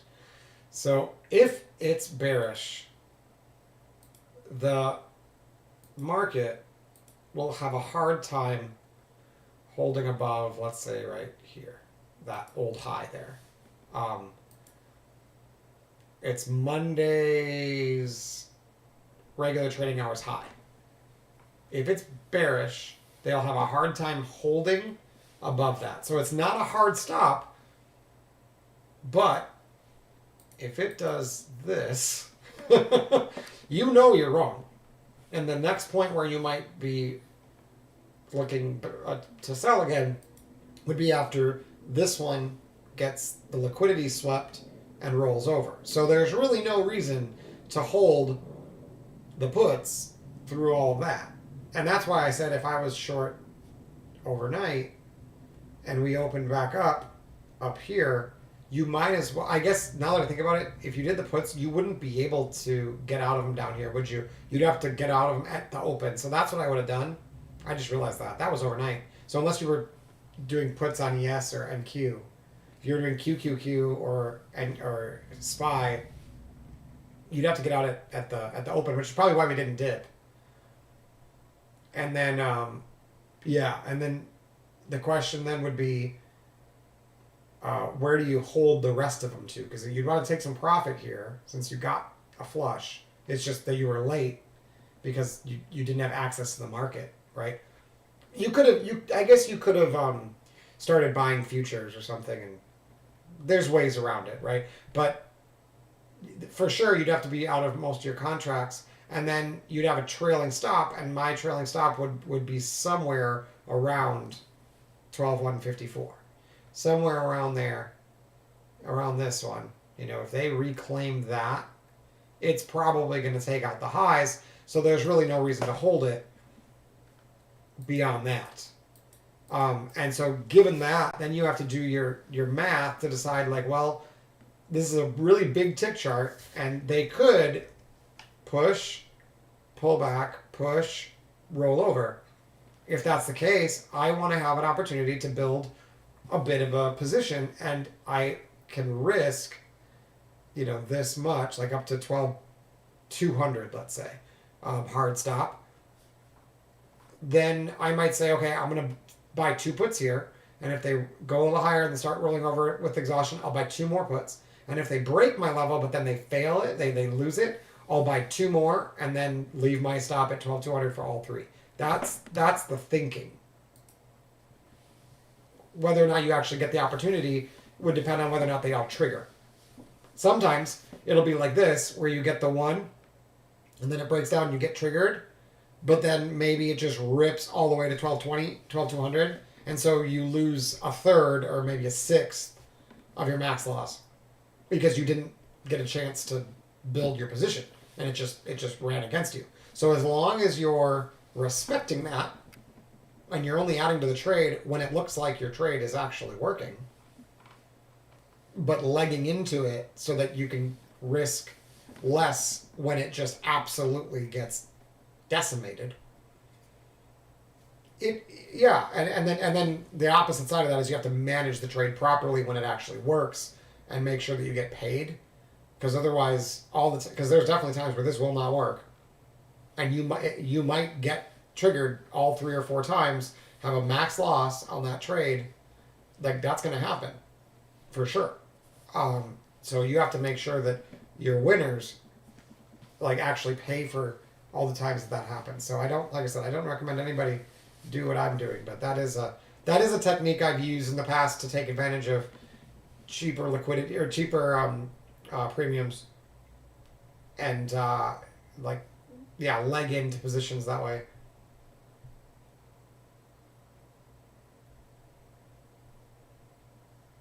I don't do that with futures though, not in that fashion. In futures, I put a stop somewhere, if it goes through that stop, I'm done. I don't carry positions over from one to the next, but with options I'll do it. And I'll even go both ways. Like, if I get 2 and then they roll and I go into profit and they give me a really big flush, I'll get out of one of them, and then if they come all the way back on me but then set up again, I'll add it back. And so you can get paid twice, like for the same price, at the same price point, because they run through the price point once, they come all the way back to your entry, they set up again, and then they run through that price again.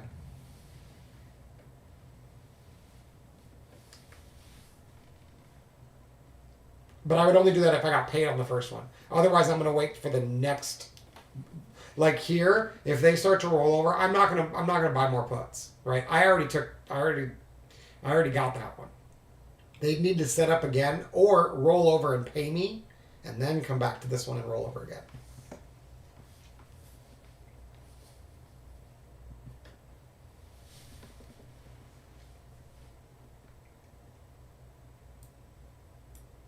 So we're entering this low volume node. There should be some sellers at least by 12-1, 27, 25.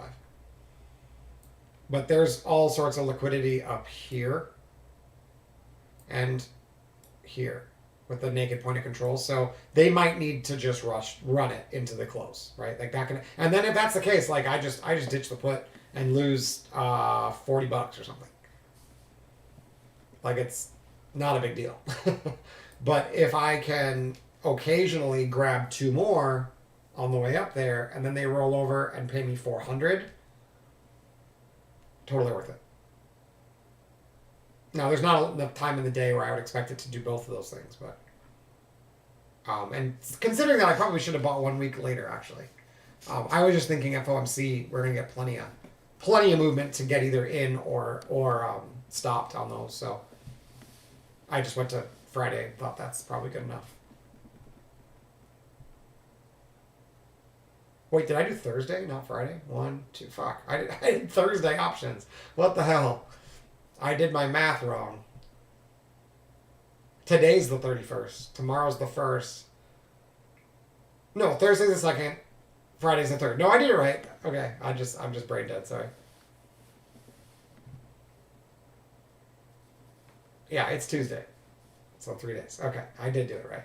I wanted, because I know now they have options that expire every day. Like I don't really want to buy Thursday options unless if it's Thursday, yeah, sure, or like maybe the day before or whatever. But like, I want the options with actual like open interest in them and volume.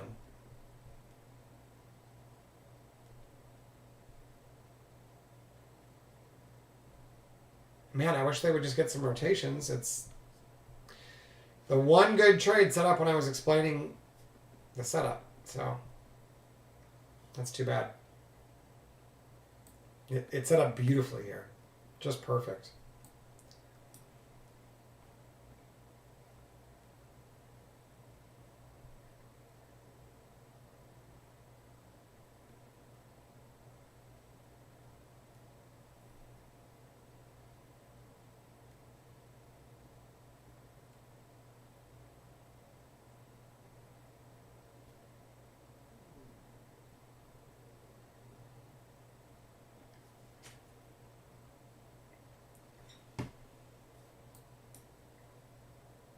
Interesting that we have divergence, bearish divergence, bearish divergence on this one on a smaller time frame, and then bullish divergence, the dot on this time frame. The little shaded area behind the volume bars tells me on another time frame there's divergence. And so you see when you get a green one down at the bottom when it's bullish, those are usually pretty good entries. When you get an orange one up at the top when it's bearish, those are pretty good sells. But when it's bullish and you get the orange ones on top, it just creates a pullback that's buyable. So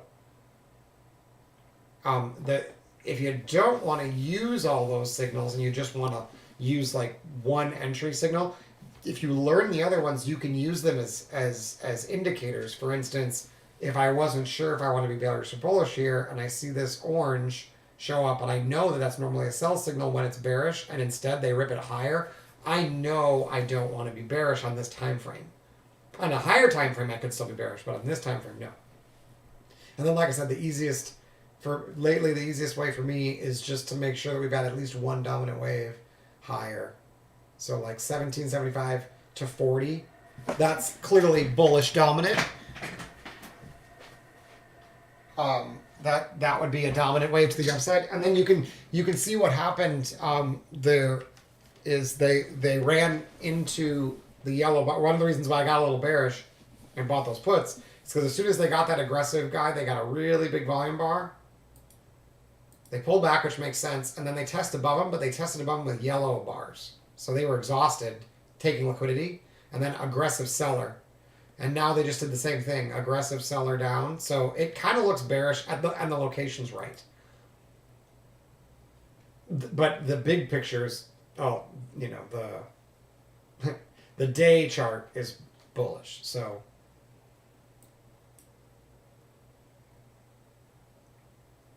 And then just keep in mind that like the weekly chart, it's actually kind of neutral now.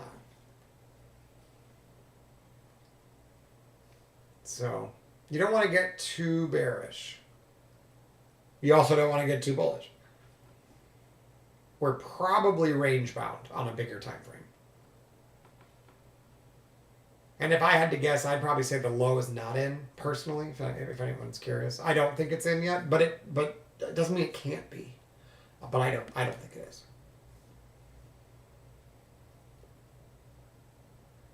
I'd be way more surprised if it went to all-time high than if it took out the 2022 lows. Way more surprised. Although I've been surprised many times by the market, so that means it's literally meaningless what you think, or what I think. But that's personally what I expect. It's not going to influence my trades because I'm not trading at that time frame. But that is what I expect.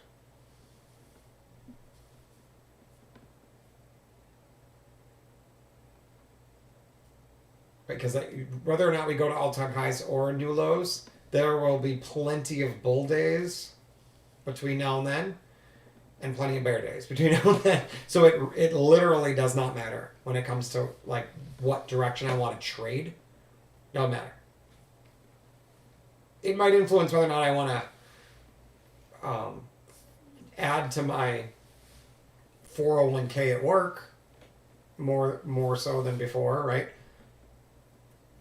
It might influence that, but it's not going to influence whether or not I'm bullish or bearish today. So it's really easy to get caught up in the big time frames. Really easy. Especially if you have any interest in like econ.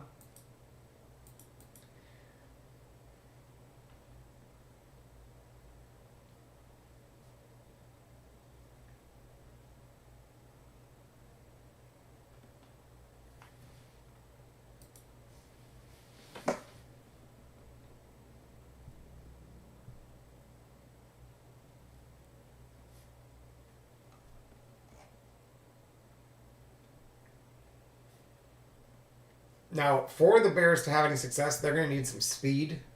They're not going to be able to take this back if we just chop around in here. That's not how bearish trades work well. If you get stuck here, that looks like ramp and camp to me. So bears need to get some momentum going, which they do not have. You can see we got 1775 followed by 40, and then the next high, 1375 followed by 1875. So this one was dominant bullish. The very next one was dominant bullish. Very next one, dominant bullish. So all of these were more bullish than bearish. So on this tiny little time frame, what we should be looking for is pullbacks to buy. The problem is there's no support until the main support on the 24 tick. So there's really not, and there's no dots for me to buy off of either. So you could try to buy a pullback into here, but I have, even on that tiny time frame, it says this is really, this one or this one are the ones that you want to consider for buys, not necessarily up here, which is too bad.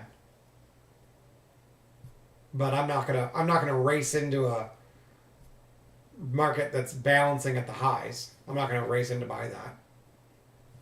It was orbiting and moving and rotating very well early today. And I am up on the day, but not barely as much as I should be.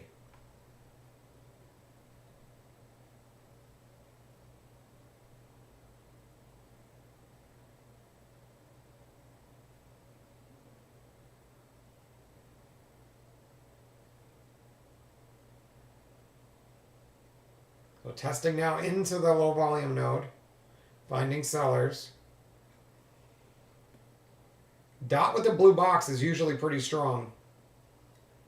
Even if they're not together, but one after another, dot followed by blue box like that. Or on the same bar, dot followed by blue box. That's usually pretty good in a bullish trend. The two blue ones, one after another or on the same bar, are usually pretty good. It's better if you had a star underneath it to trap. This one did not, but this one did. So this one should be pretty strong. And as long as they can get above this high. which they're working on right now. There we go.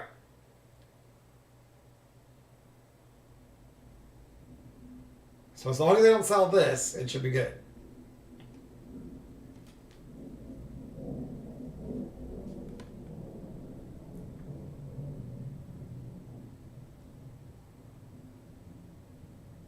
And they might sell it.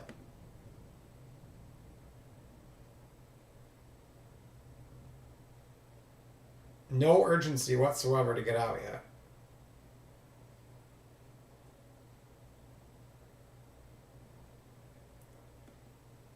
Testing the front of the of the low volume node as support. That's probably going to fail, considering we haven't even gotten through it yet and we're already pulling back into the front. That should happen after getting through the thing. So they're getting stuck at the midpoint of the low volume node and finding sellers. It's pretty bearish. This failing would be bearish too. You can also draw a trend line on the volume zone oscillator. And what you'll see is we actually broke down. Now we just have to break down under the 0 line. So if the volume zone oscillator on this time frame breaks under this white line, it's potentially bearish. If it breaks right here, you could technically short. On this higher time frame though,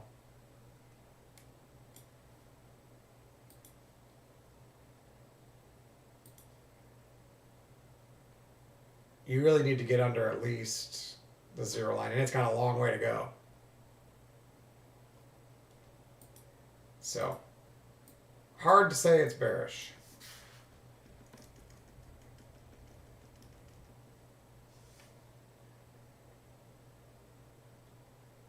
But look, there's just no interest here. It's just pink bar, purple bar, pink bar, purple bar. Like, they're people just pulling their orders from the order book and price just floating a little higher, a little higher, a little higher. And then every dip is like, there's really not, it's like some profit taking, but the sellers are just becoming buyers over and over and over and over again.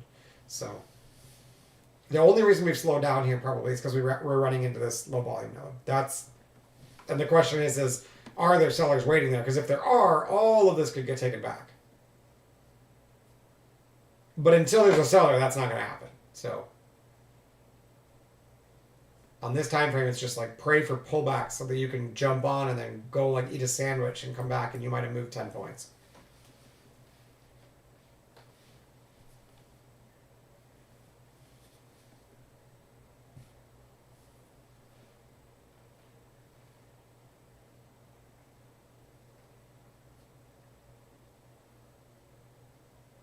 But it is getting into the last hour of the last day of the month, so you'd think you'd get some volatility.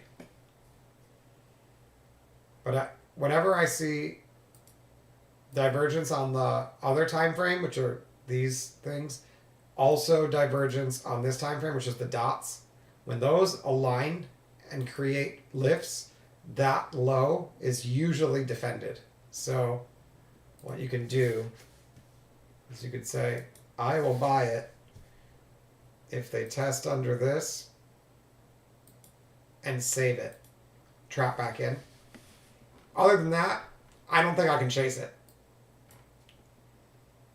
So this one had divergence here, but it didn't have the double divergence. It didn't have the green bar, the shaded green area. So, and then look how there's just no more filters anymore because there's no more volume. Like there's just nothing to even measure here. So the system's like, I'm telling it, like, tell me whenever there's volume anomalies, and it's like, there's nothing, right? Whereas back here, it was like going off, going off, going off, going off, and it was a very clear indication here that that's where it switched from bearish to bullish, and then boom, pull back over. But here, it said if we develop volume under this, it's probably bearish. They got under it, immediately saved it, got under it, immediately saved it, and there's just been nothing. It's like the market it saved it, and it just got stuck. Like it's just literally not moving anymore. So we'll get the filters showing up once the volume comes in. See, they're trying to reject this low volume node. But look at how much aggression they're using. Look at all the stars to the downside that they're needing to use. So if they don't successfully pull this back, it's going to squeeze. Because these guys get trapped and then they become buyers. And then if you look at the upside, we have lots of divergence dots, but no stars anywhere. So the buyers are just like hanging out as price floats, and the sellers are like fighting for their life and getting nothing.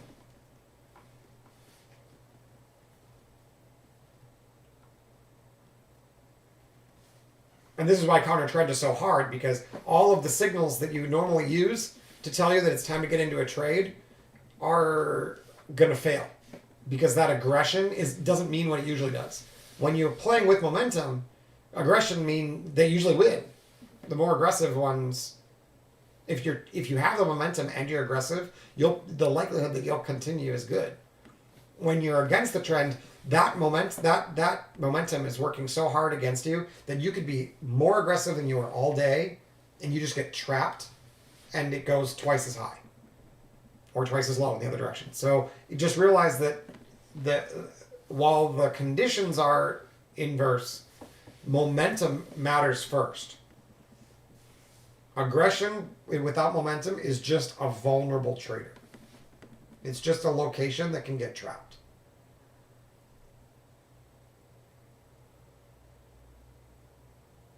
And so even if this is the high, and I like top ticked it with those puts here, like even if this was the high, I still wouldn't have a great way to sell this with futures, because with futures I need to trade with momentum.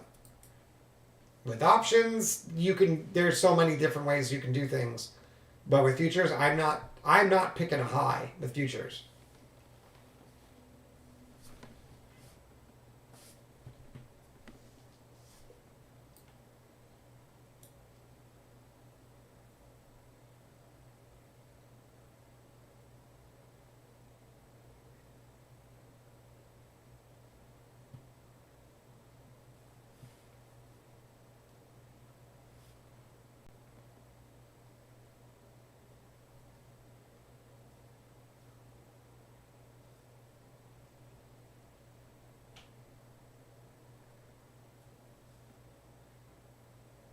So whenever the pink in the background shows up, it basically means you really don't want to be bearish unless you get under the one that came first, this one, which happens to line up with this too. So until we get under that, even though the filter says don't be long unless you're over this, I don't really want to be short unless I'm under this.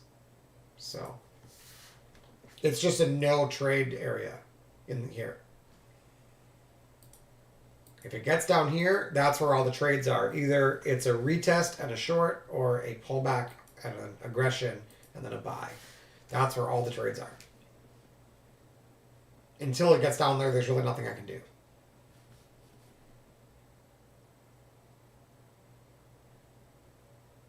And there's no reason to add to the short, and there'd be no reason to long. So.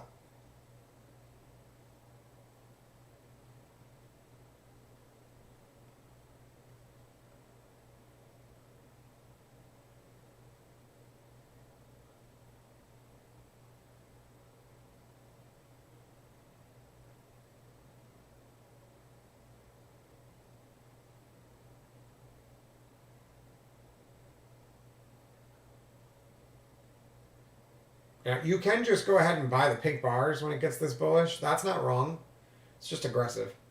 Right? You can see the pink bars do work pretty good. And you can even buy the bars with the green.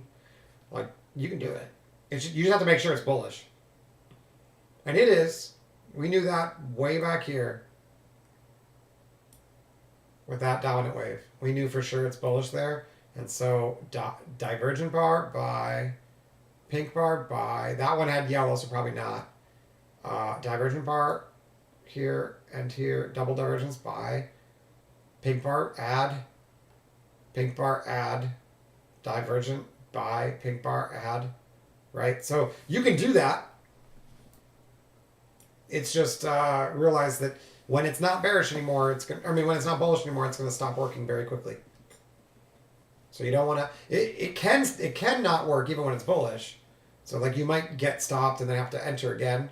But if it's like you get in, you get stopped, you get in, you get stopped, you got to consider you might just be wrong.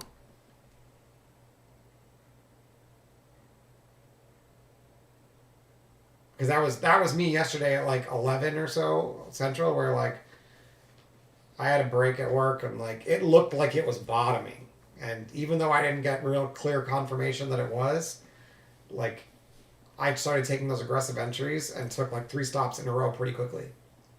When I was just like, oh wow, I gotta be careful of that. Okay, yellow bars. You know what that means. Pulling up my options trade again.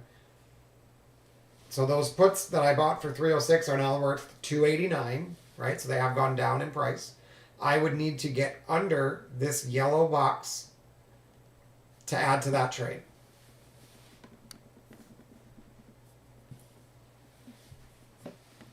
And if I can do that, then I can, when I get into if and when I get into profitability, I could prepare to exit half of the position or one of the contracts once we get some sort of a flush into the weakness of the market.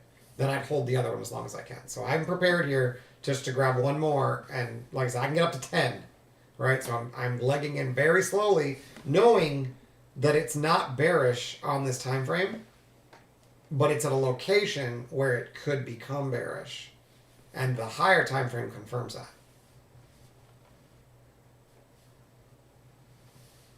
So I want this green line to drop. The orange is good. I want this green line to drop underneath this, into this green area here, and I'd prefer to see an aggressive sell. Now those puts are already going up to 291, so you can see that it will very, very quickly put me into profitability if I'm right.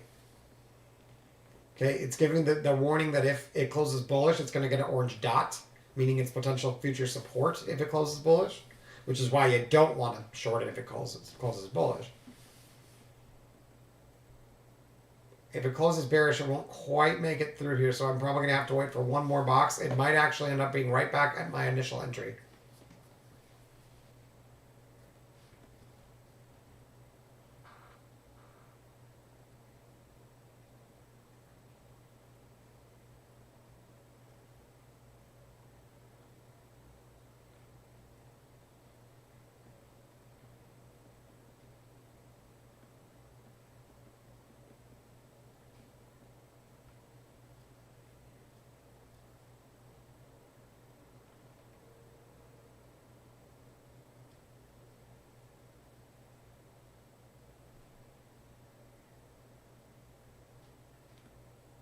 And again, the orange is not necessarily a sell. It says it's probably too late to buy.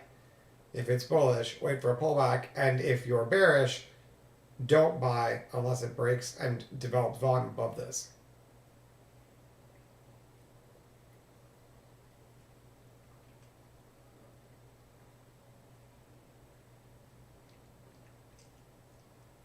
It identifies the location as important. Just like this one identified that this location was important. So it said, don't buy right here, right now, wait for a pullback, or wait till you develop volume above it, then break out. So once you got volume above it, say yellow dash is above the line, now it's safe to be bullish. You don't have to buy it right there, but you want to be bullish now. So here you'd have to develop volume above this, and then on a pullback buy.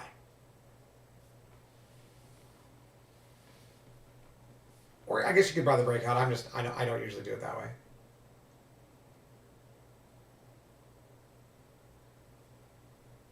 So sellers have not had a dominant wave for a long time. It's definitely, like, timing wise, it makes sense to do an engulfing wave here.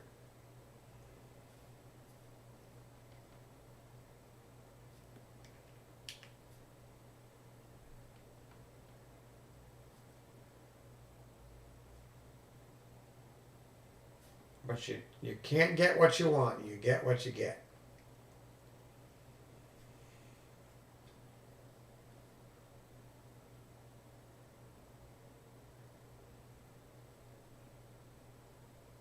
So if we do get the dot, if it closes bullish, and then we get an aggressive sell right away, we know that that's a good short. We saw that over and over again in the when I started the video and showed some examples of ways to use some of these new signals. That was like one of the signals that was over and over and over again was working really well. So what I really want to see, I want them to go a little higher and then immediately back down with a diamond or a star. One of those. But this star and this star got trapped down here and they tried to pull back and couldn't get to them. So this is where all of the sellers probably are buyers now. The sellers from back here are now buyers. And so it's going to be hard to get through like this whole area.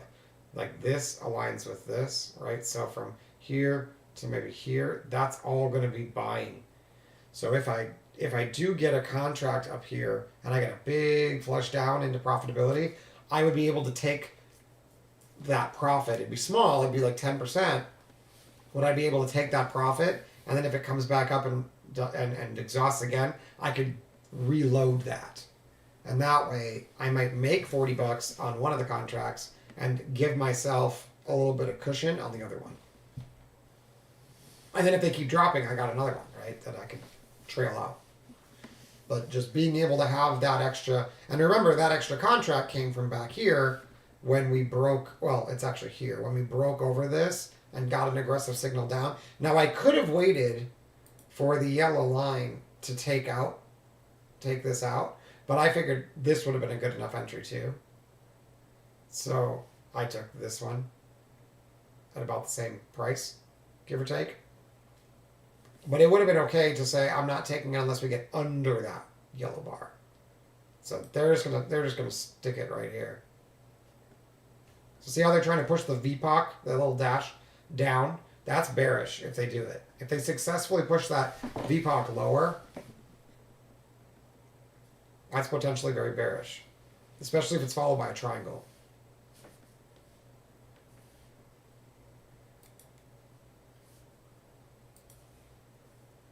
Okay, we might be able to get an extra contract here.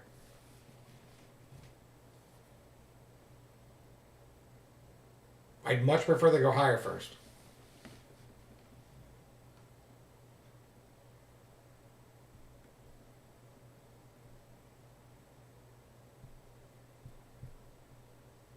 There you go.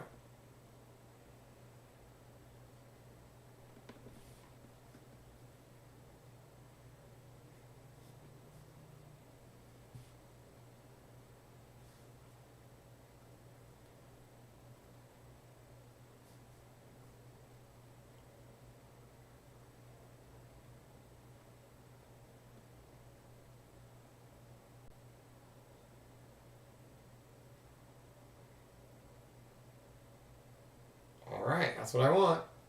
Dot up. Come on.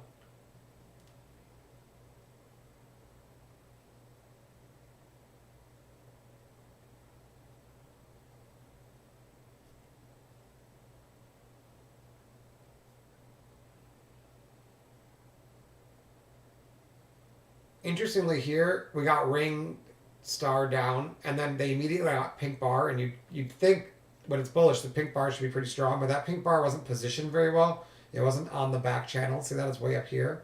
And so they got underneath the ring low, and then divergence dot up. But in the process, they put in one of these yellow boxes and see another one here. And I know when it's not bearish that that's definitely not a short. But what's interesting is that yellow box with a red diamond when it is bearish is a really strong sell when it is bearish. So I'm curious to see when some of these patterns, and then it's followed by another pink bar that's not positioned well, and that one goes. But I'm wondering if some of these the patterns that work really well when it's bearish, I'm curious if those levels become, when they don't work when it's bullish, does this level become support? And it kind of makes sense that it would, because I'm not the only one who knows that that's a common sell signal. Theirs might not look the same, but these are coming off the footprint. So they would, oh nice, it's going to be yellow. So other people know what that looks like on the footprint, and they probably sell it all the time. And so when it gets beat, they're sitting here waiting to get long or to cover down here underneath the low volume node. So I'm just curious. And then same thing for like the ring, and that might be one of the reasons why this divergent dot box got a lift that took the liquidity up here, is because you had a sell signal that then got beat. Sell signal got beat. So let's see, can they come back and test? Oh, you know what? All the volumes up here. The test would only be to here, and that just happened. Huh. Oh wow, we got green bar, pink bar with a triangle, but it's way high up. This is really, really strong when it's down at support. It's dangerous when it's up here. And they got yellow, and then they're trying to get dot with yellow. That'd be really, really, really nice for the short setup. I'm hoping is developing here. But then they have to beat it. Otherwise, it's new support. But this is in the wrong location. It's a really strong combo when it's at support. They're saying this is new support. I don't believe them. That's not what you shouldn't need this much energy at the high. This should just be pink, pink, pink, pink. Or white, white, white, white. Like this. They shouldn't need all this extra. This guy doesn't belong here. But he was there because of this ring bar. This ring had a lot of energy, and they had to fight back with a lot of energy using a diamond. So ring diamond might in and of itself be pretty good, but I'm concerned that when it's this high up, it probably fails a lot. Okay, they got the orange dot. If this is a bearish bar, it's a sell.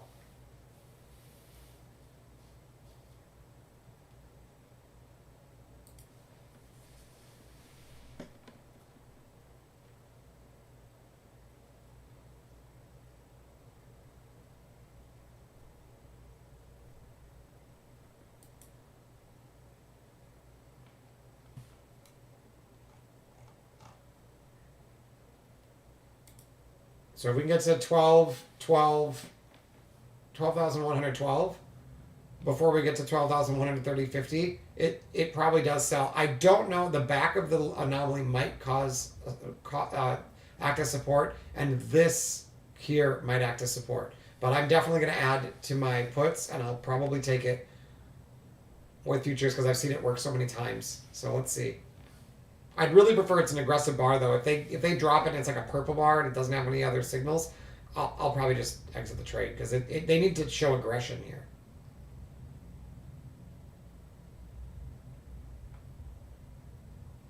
We want to see volume get rejected here, right? Because it got above the low volume node.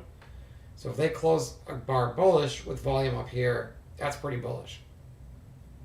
And then this is support. If that's the case, we're buying 12,100.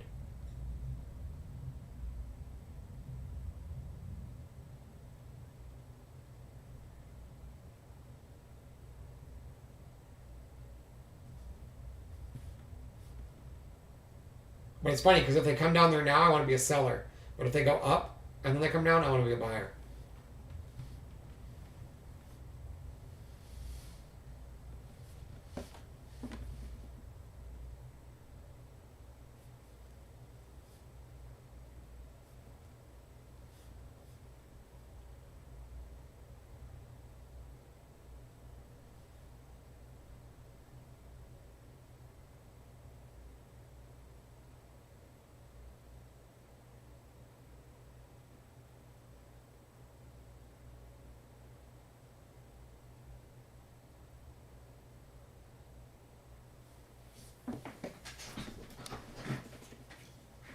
And it looks like they're not going to do it.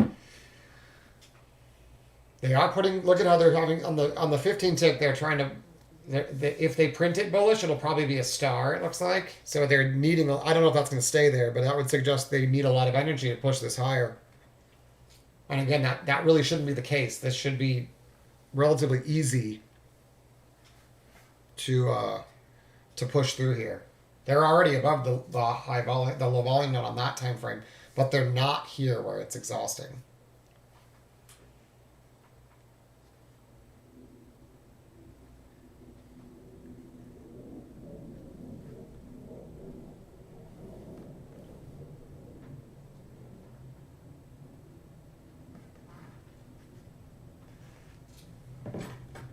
There we go. This one rolled. So smaller time frame back inside. Bigger time frame needs to get to 12, 112 for me to short. Looks like they're going to get me, and we're going to also get the puts going there.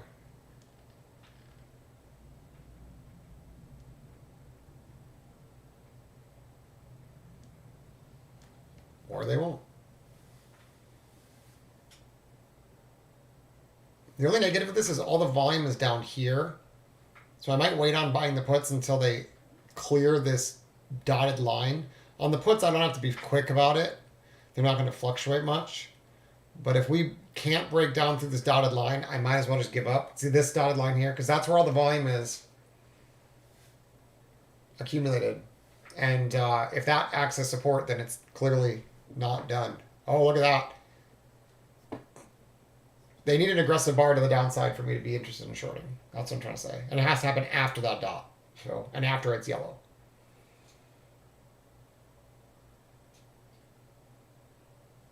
But we saw over and over again the yellow dots, orange dots on yellow bars were repeatedly seen at highs.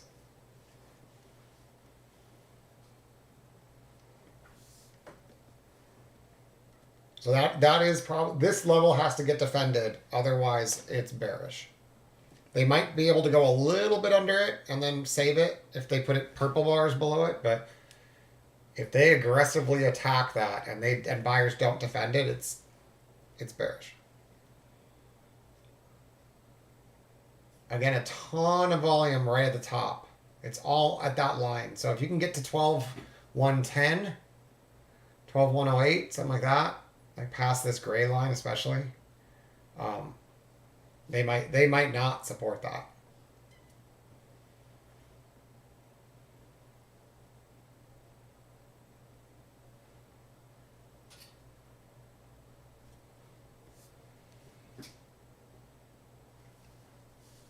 The puts are gaining in value.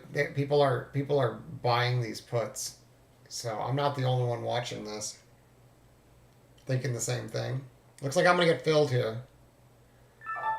Is it an aggressive bar? If it is, I'll add a put. It's not an aggressive bar, so we should get out.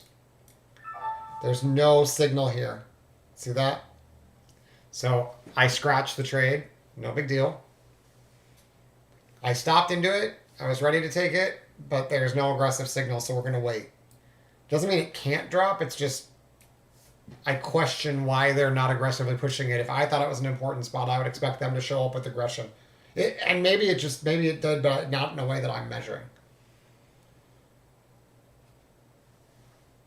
And I don't even know if it's necessary, but all of the tops that I saw in my studies usually had a diamond or a star or a box or something there. So let's see what happens. Looks like the next bar is going to get a triangle. That would be something, but see, they're purple though. Yeah, I guess that short might have worked. Maybe you don't need an aggressive bar, but these are purple. I want real sellers, not just, this is just lack of buyers. Damn.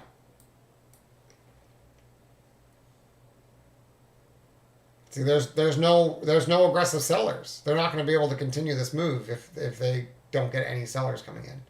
They're just letting it go. So maybe they'll give me a retrace and then a star down. This is probably yeah. I'm not going to touch this, but that's weird price action. Buyers gave up, but no sellers came in. So sellers are trapped. So it's probably bullish, I guess. So purple bar star is probably still a buy, even though this is yellow, if I had to guess. I'm not going to do it.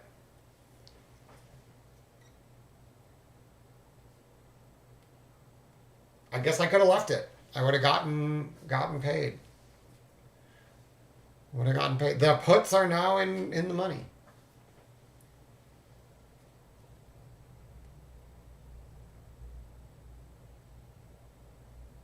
I did not add to them though. I didn't see an aggressive bar. If they can jump up here and then reject this area, I will add to the puts. I might even short it on futures, but I wanted this bar to have aggression and it didn't. I get maybe that was too conservative. But I didn't feel like we would have a very good chance of getting continuation if that wasn't aggressively sold, and they just kind of let it go. That's too bad because that was actually a pretty decent trade.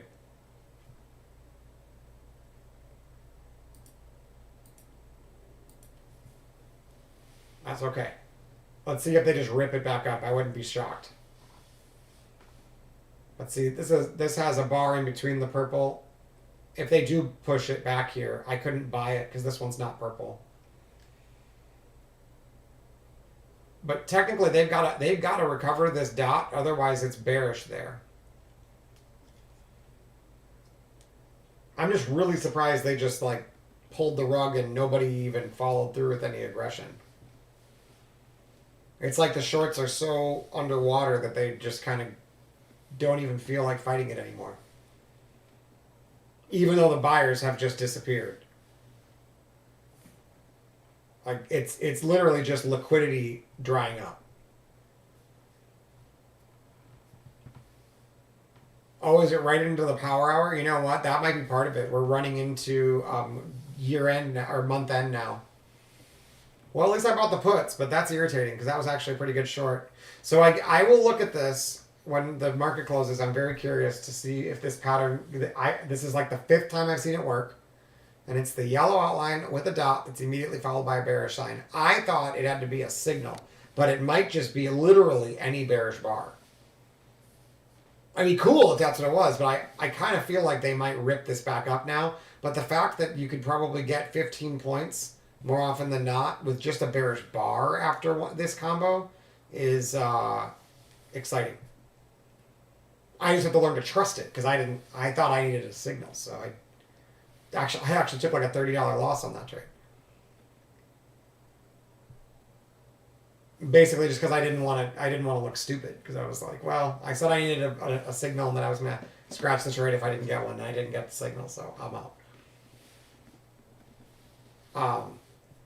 And I could have sworn the other times it did have a diamond or a star or something, but maybe it doesn't need one.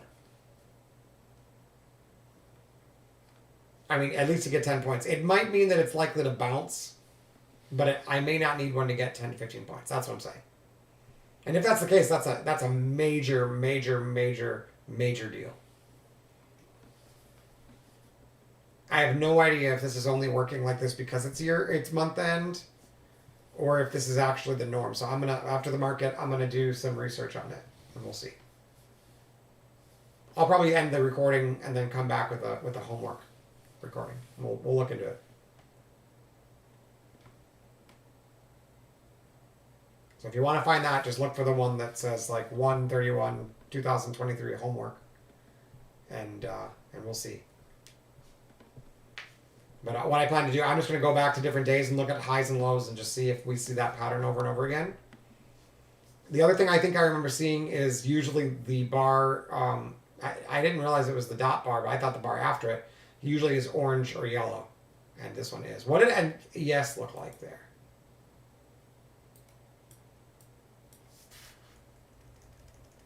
Like literally nothing at the higher time frame.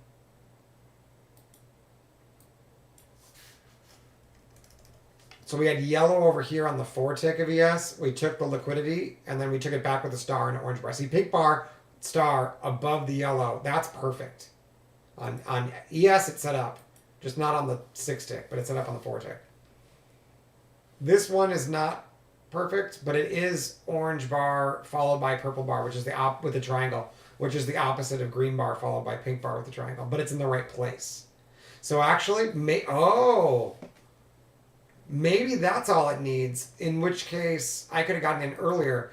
It could be yellow bar with a dot on higher time frame and then either a down bar after it or a combo like this. See, I didn't have the purple bar before it, but I did have orange bar followed by triangle with the purple bar. So rather than the purple bar being here, we had a big volume bar there, and then we got the purple bar over here. And that might be just as good, is what I'm trying to say. We did cross the 0 line. When did that happen? Right there. Yeah. So that's the entry. Shit. I missed that big time. Okay. So see the setup on the 24 tick, or see the signal on 24 tick trigger in on the 15 tick. I can do that. Because look at that. I mean, we set it up. At least I got the puts. I wish I would have bought more. But that set up perfectly.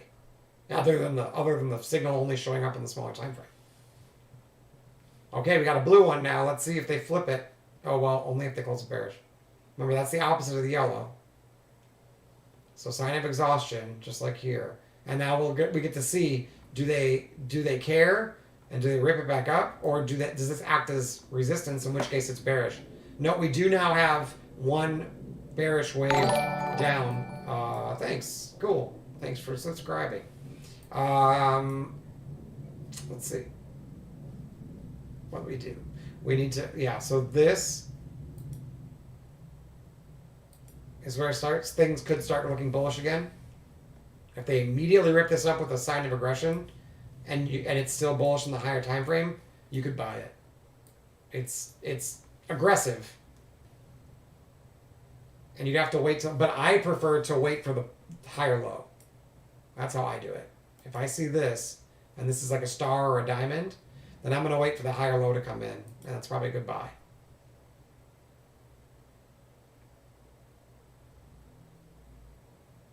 If they can't even close it bullish, then it's clearly still bearish.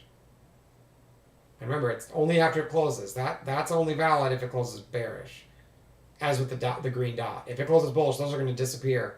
But once it closes, then it's nothing disappears. But those are just warning me, hey, this is possible. These conditions are met if it closed right now. It looks like it might even get a divergence dot. This looks really strong negative. If they can close this one bearish, this is actually... Oh, they won't do it.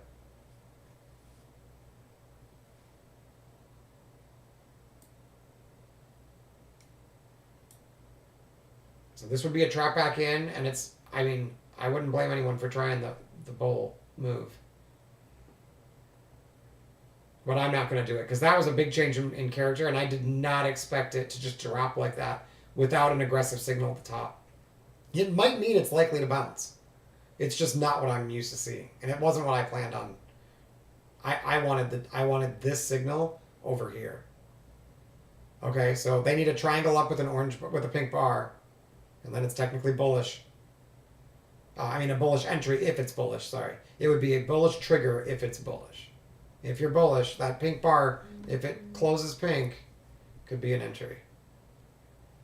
I guess we can take it. It makes sense. It's still bullish. Let's see. Oh, it's not pink anymore. I'm gonna wait. That one would have needed to be pink for it to be really strong. Might still work anyway. This one needs to get pretty much a bullish close, and then that's a trap back in, and that'd be also a reasonable thing to try if you're bullish. I'm just not so sure I am after seeing that pullback, but generally they stay bullish until they take out a support, which has not happened.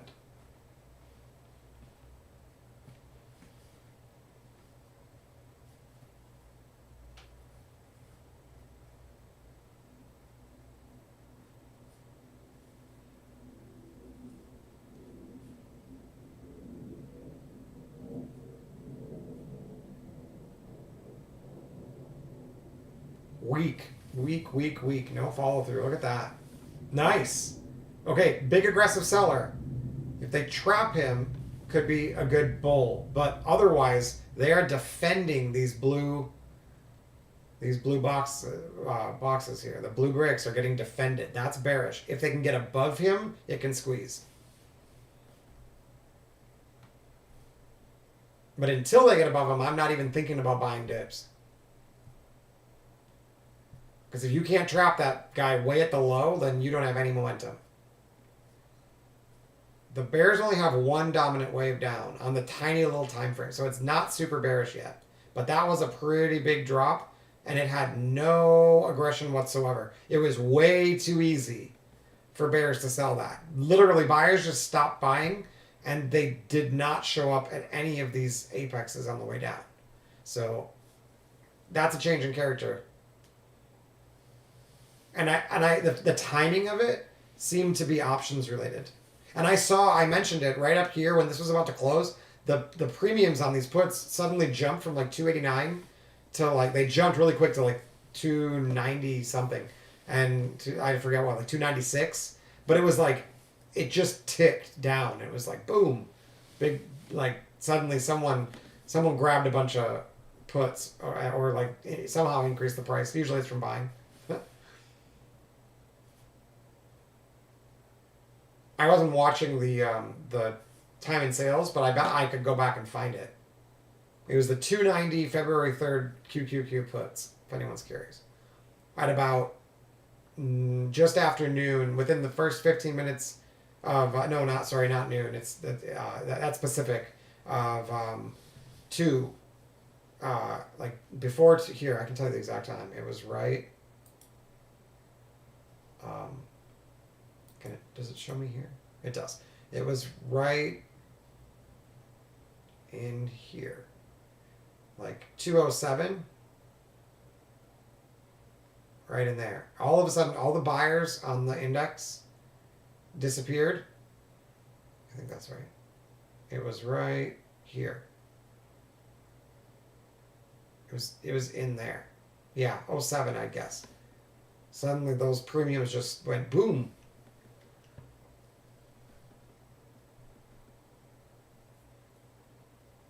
So see, this aggressive seller is trying to defend these exhausted sellers. He's coming in as like backup. But if they truly are exhausted and there's buyers, they will break above him and they'll be able to squeeze him out. If there's no buyers, his defense will work and they will drop. So it's a very aggressive move to follow him in. But if it's super bearish, it works. And I only say it's aggressive because you're basically buying the breakdown. And you had a sign of exhaustion over here after just one wave of down. But that might actually make it, I don't know. I think when it's been bullish and you get an impulse wave down, it might be okay. In this case, that wave didn't have very much volume at all. It did not look like an impulse move to me. It was just everybody give up suddenly. So I don't really see that very often. I couldn't tell you how often this follow through works, but I wonder if the impulse move is still coming. I'm kind of thinking we're going to get lift and down later, but I don't know. They might just be baiting bears too. Like it might not even go anywhere. Like why were there no sellers here? I have no idea. Maybe because they're all trapped. But then why do they show up down here, you know? Why are they willing to follow through aggressively, but they weren't willing to do it up here? It's kind of weird. And still, look, no volume zone oscillator filters. Like nothing abnormal in volume this whole time. Which means this probably does not work, by the way, without a volume filter. After this move, they should have gotten a white one.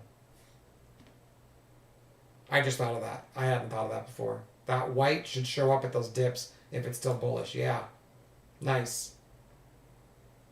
So I wonder if that means after this, that without the white, it means that this one's okay to follow them in.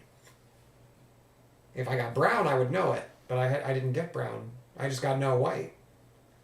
That's something else to look for. I don't see it very often where it just has nothing. It usually flips back and forth and back and forth. But look, all this time while it's grinding, nothing, nothing, nothing. This morning it was like bullish, bearish, bullish, bearish, bullish, bullish, bearish, right? Over and over again, like normal. And then it just like nothing as it drifted, nothing as it drifted. So it suggests that volume is not acting in a way that produces the rotations I need to get paid. Maybe that means it's just going to grind down now. Those puts are worth $3.19 now.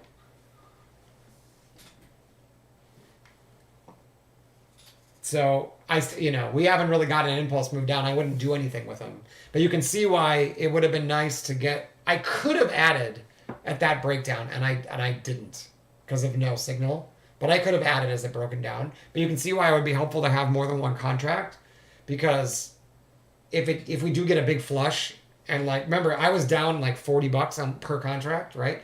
So if you got an opportunity, if you would have added there, which makes sense on this break, well now once I make like $80, I'd probably sell one of them, and that way, even if it came all the way back on me, I know I'm good breaking. I'm not gonna lose on the trade, and then just leave the other one for God as long as you want, trail a stop or something. But I'm glad that kind of worked out. I don't think it's gonna roll big time, but it might.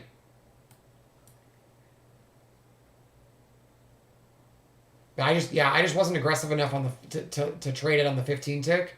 I wanted to see it on the 24, but I'm kind of thinking you might need to use both because of just the way that this dot is built, and the yellow outline. Those signals, the way they're built, you probably do need to refer to multiple time frames to really get the best use out of them.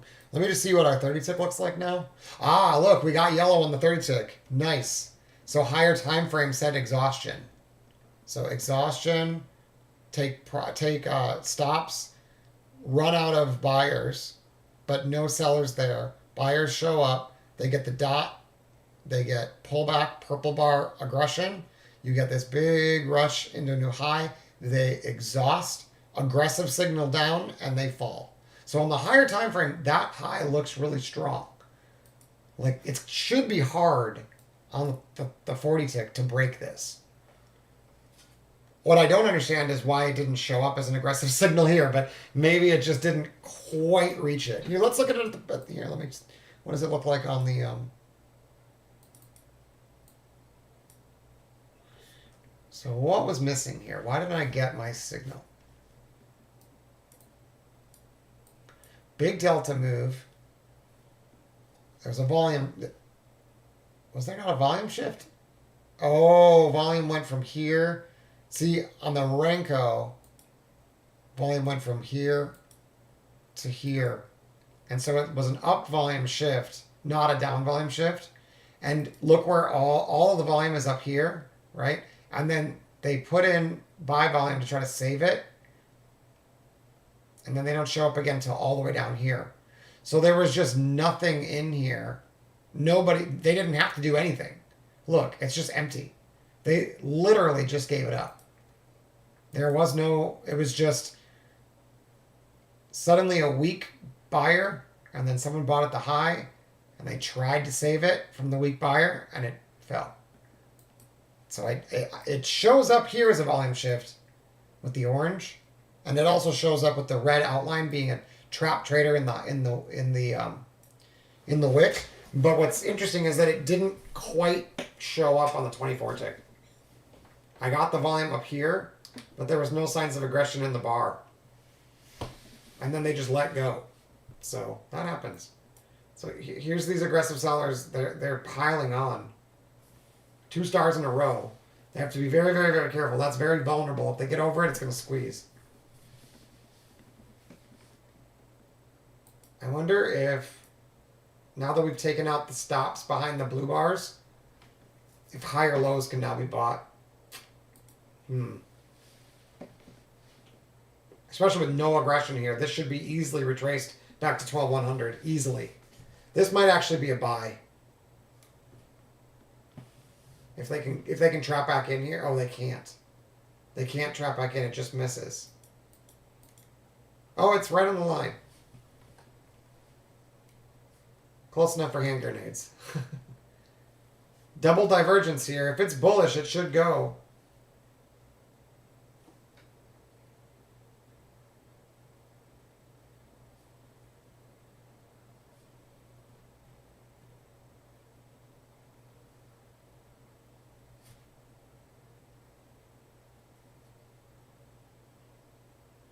Double divergence. Let's do it.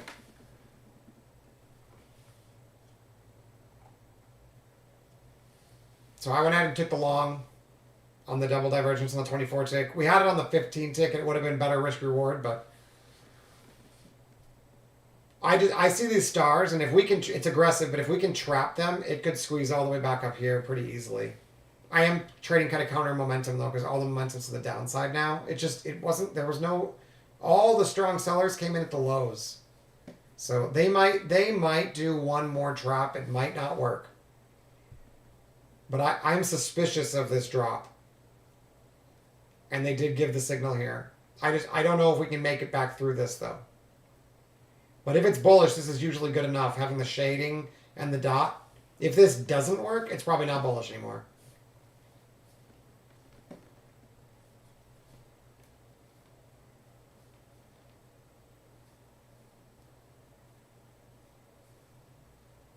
It should work relatively quickly. If it doesn't work in like 2 minutes, it usually doesn't work. So if they don't push it here, we can probably scratch the trade.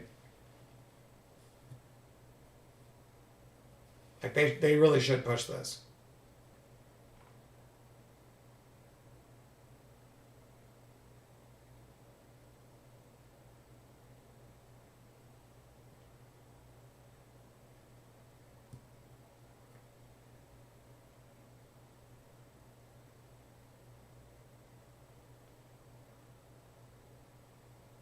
The stop goes underneath the low of this bar basically, so it's a relatively large stop. The stop should be about 72.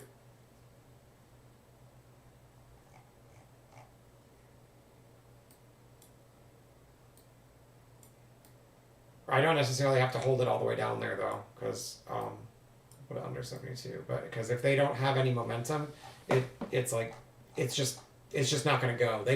These guys need to feel threatened. So if we like push, stop, push, stop, push, stop, I'm just going to give up. And then sometimes it's going to go, but a lot of times it's going to stop. See that? Like if they can't recover that, I'll just you can see it more on the DOM too, but it's like they need to yeah, work out. I'm scratching the trade. Could regret it.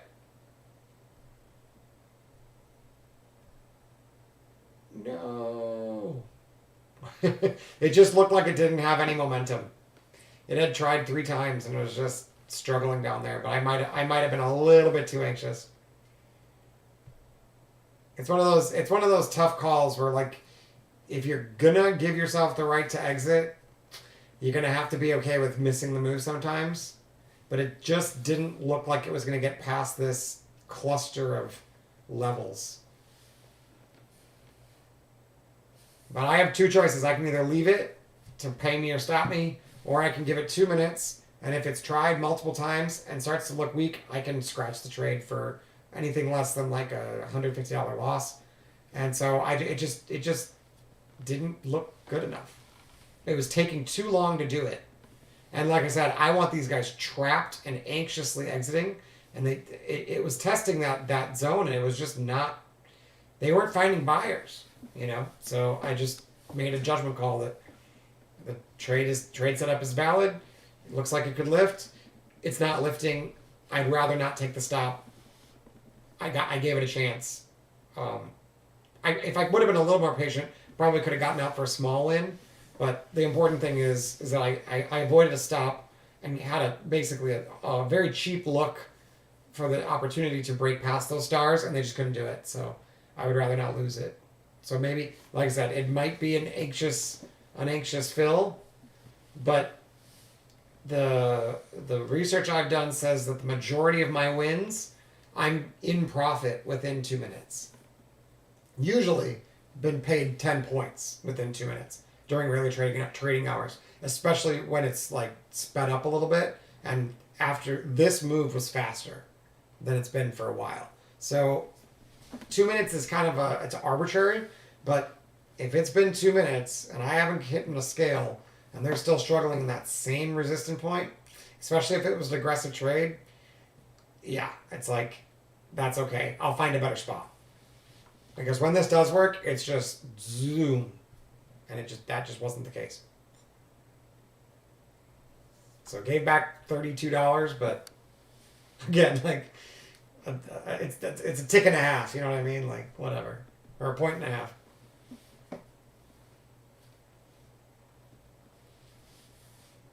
for all intents and purposes, it's a scratch. Although unfortunately, it's gonna hurt my win rate. But I don't. Those are just metrics. Okay, they get a little further. Do they end up pushing it? They didn't stop me. I would not have gotten stopped. I did not pass my stop, which was way down here.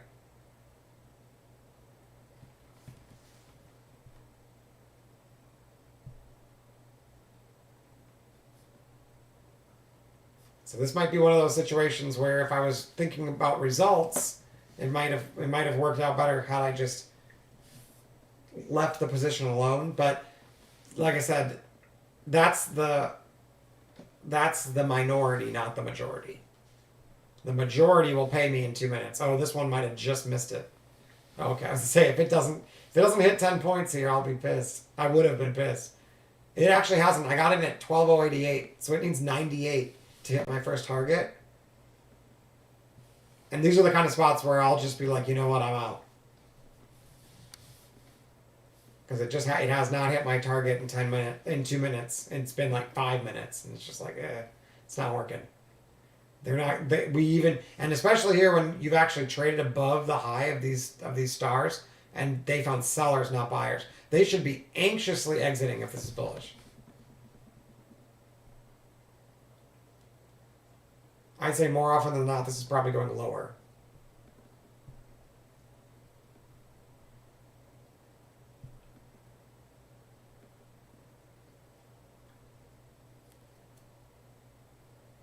But sometimes it's just a delayed lift, you know. I mean that obviously you're gonna have to deal with that. So if you tilt worse from exiting trades and then seeing it hit your target, if that's more anxiety provoking and frustration provoking, then just leave your stop alone and don't exit the trade and either be stopped or hit the target, right? But if you get more tilted from taking an aggressive trade and then getting stopped out when you were almost sure it wasn't going to work and you had a chance to exit for a small profit or a small loss and you passed on it, and that's going to tell you, maybe a 2 minute rule or something similar. You just got to figure out what your metrics are. But my metrics were the closest thing to an even number was 2 minutes. But if I filtered out all the ones that paid in 2 minutes, paid 10 points or more, or 3 points or more in ES, 10 in NQ, 3 in ES.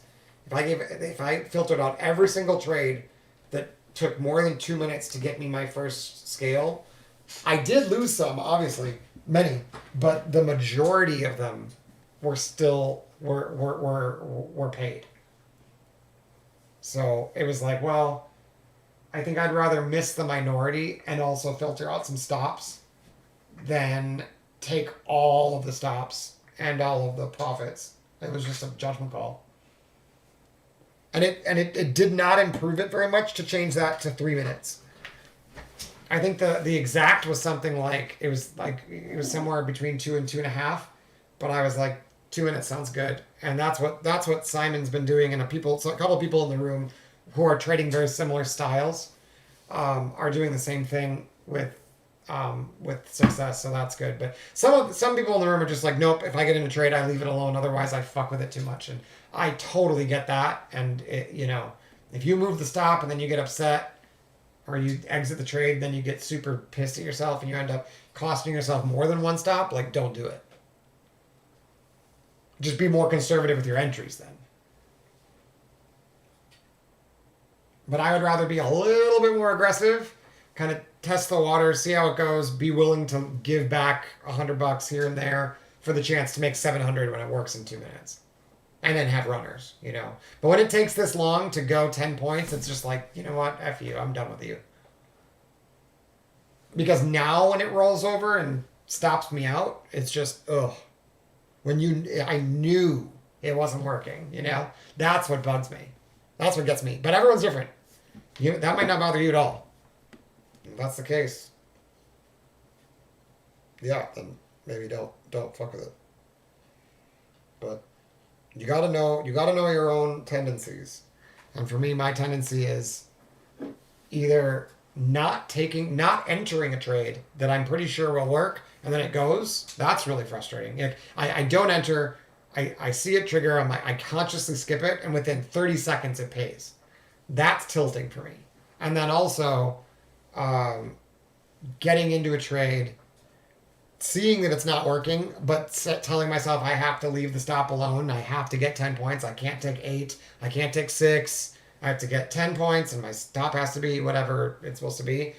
I run the risk of becoming emotional from watching my instinct be right and my process run into drawdowns, even though I know in the past performance doesn't equal future results, but in the past the result is you keep doing that, you do fine, but in that process you might take 3 stops in a row, and especially with these Apex accounts, like taking 3 stops in a row can get you really close to your trailing drawdown if you size like aggressively, which I tend to do.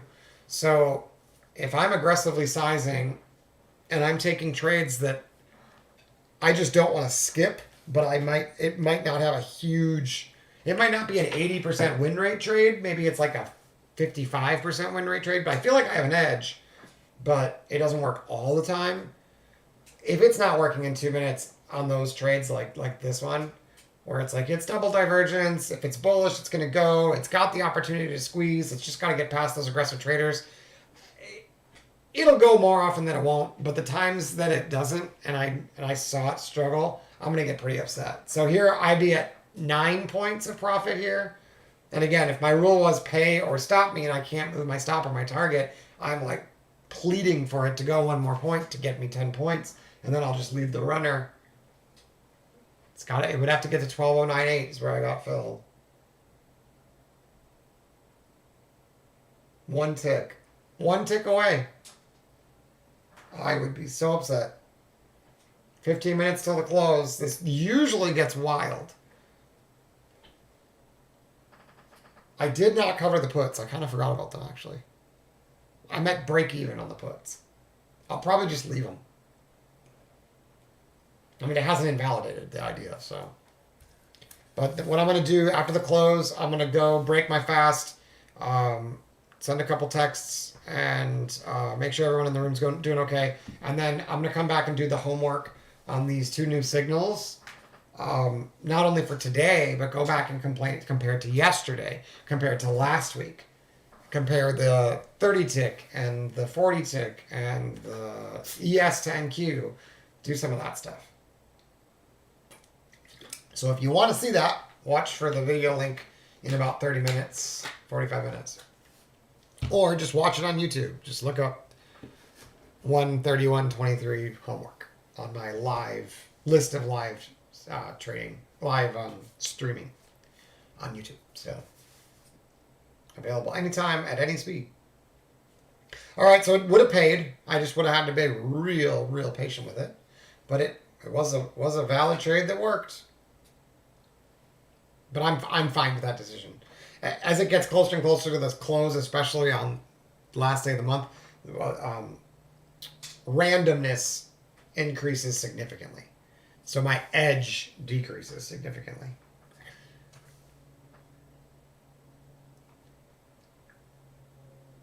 I think there's like AMD at the close, maybe, is what I remember.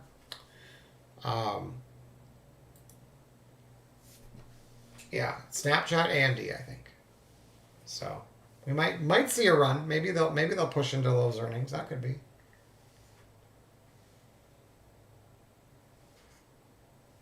They did defend that low that they needed. This one, they did defend it. So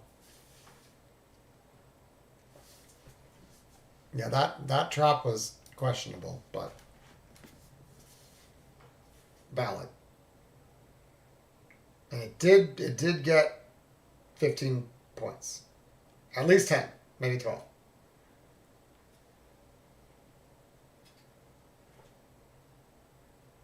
Okay, finally we're getting a volume zone oscillator filter here of orange, but that's probably only going to be if it closes bearish. So that would be saying that if you're long, you might want to take profits, and that you don't really want to be chasing this unless we're developing volume above the high of that bar. But it's probably only if it closes bearish.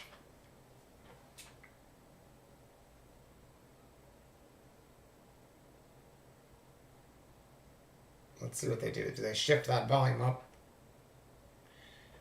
Oh, interesting. It looks like if it's bullish, it's going to be yellow.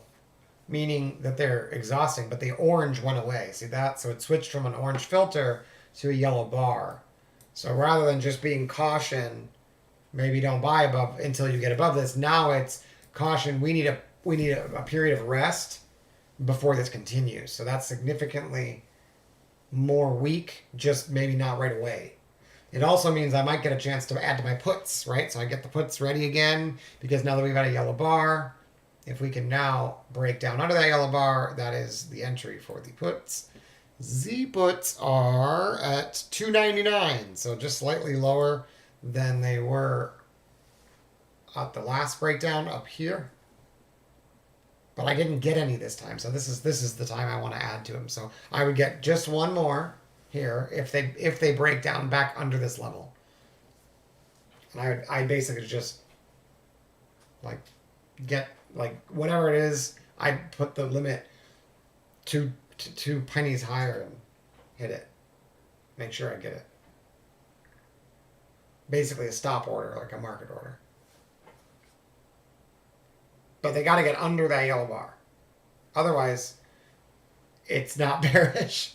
If they put in an exhaustion bar and they can't get under it, it's just like these blue ones getting put in. If they can't, see how they try to take it and then they did actually take it here.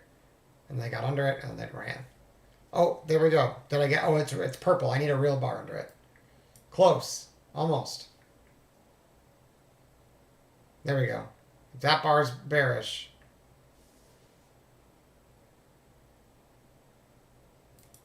Okay, let's play 301 for them if they do it. Still haven't done it.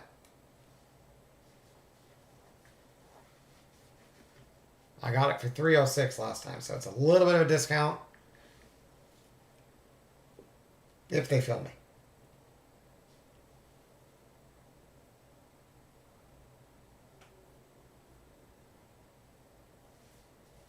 But it needs to close bearish, not a purple bar. There we go. Oh, never mind. Now it just jumped to 307. These things are funny. Options are so funny. So everybody apparently now, again, is rushing into puts. Yeah. I guess I might as well get them. Fuck, now they're 312. You bastards. 315. Ha! And they don't even trigger. Wow. They front ran that hard. Oh, it was MOC. Okay, now all the way down to 290, but we got another set of yellow bars. So see how this one got a purple bar with the dash under it, but nothing else? And they easily retrace that. So now it's at 289. Let's see if they can take this set of yellow bars or not. If not, they're just going to squeeze it. And then I'm glad I didn't add at all. But they need to take out a set of these. And put a bar that's not purple underneath it. Well, I guess that trade would have worked out then. Had I held it. But the 2 minute, there we go. The 2 minute rule has helped me quite a few times. Let's see. It's not underneath the first one. It's got to be the first one of the batch. So still no add. Those puts are now 293. So someone's hurting $10 per contract on those puts. So I'm not anxious to get into them at the moment. Because they pushed those up to like 315 right before MOC. And then they flushed them. Like 20 points. $20, I mean. So we're not going to be in a huge rush to add, but if they do give up this set, or especially if they put a dot, an orange dot, and then they break under the dot, with apparently any bear bar, I can probably add to them.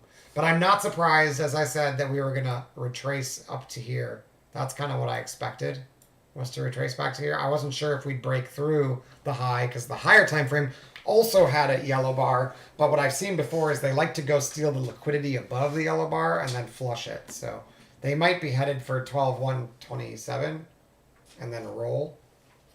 But I mean, today was just, once the market opened, it was just squeeze all day long. So, you know, you just gotta consider the fact that tomorrow is Fed Day, you know. So hold on real quick.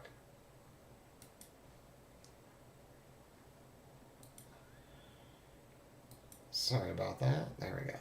So we'll see. Am I gonna get triggered here? 294. They need to get under this set of pink bars. It might not end up giving me much of a discount because it yeah, we'll have to see. We'll just wait.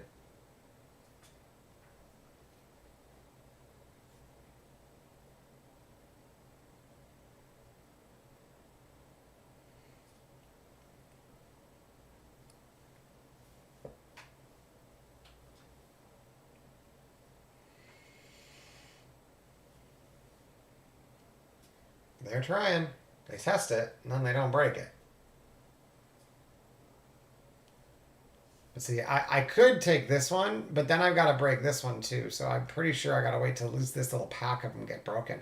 And it might even be better to wait for this one to get broken since it got saved. I don't know.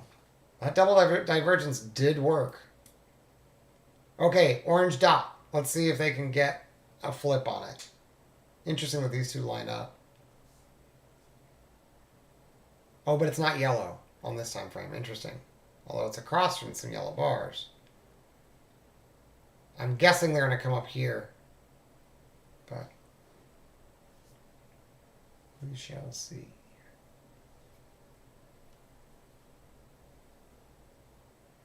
So we're back to being bullish again. See that? Bullish momentum. So dip buying is now on the table again.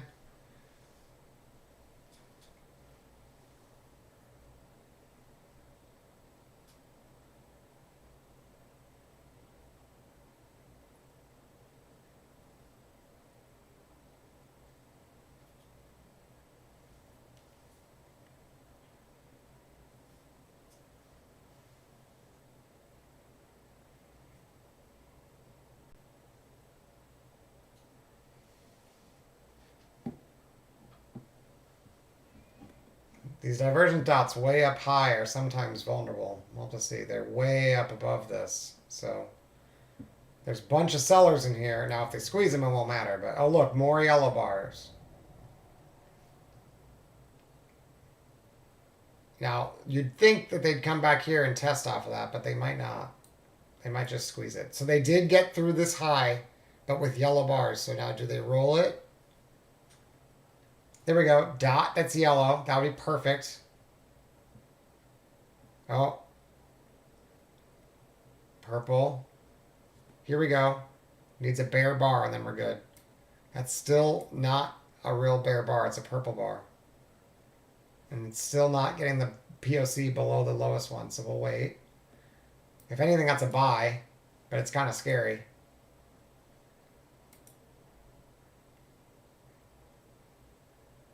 It's probably still a buy.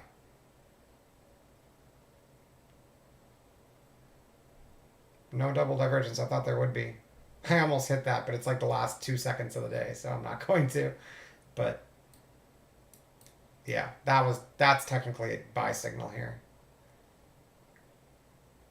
And purple bar, divergent bar after the dot means that if we get another pullback, that's probably a buy also.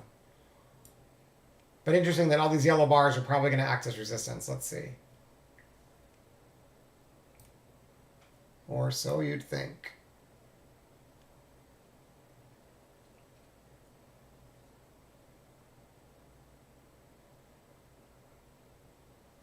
Okay, another yellow bar would be great for my puts.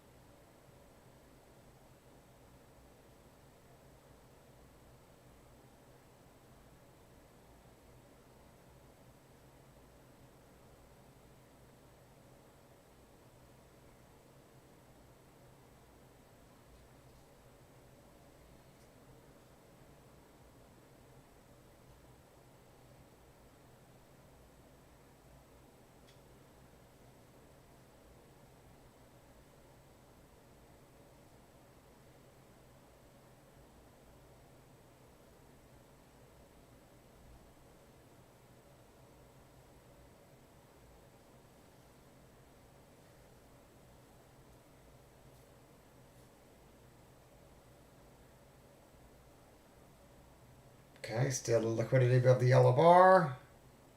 But again, we have to get a real bear bar, not a purple bar, underneath this low for any chance of a reversal now. And note these two dots lined up. So if it's a purple bar down here, it probably bounces. It just doesn't look that bearish, does it?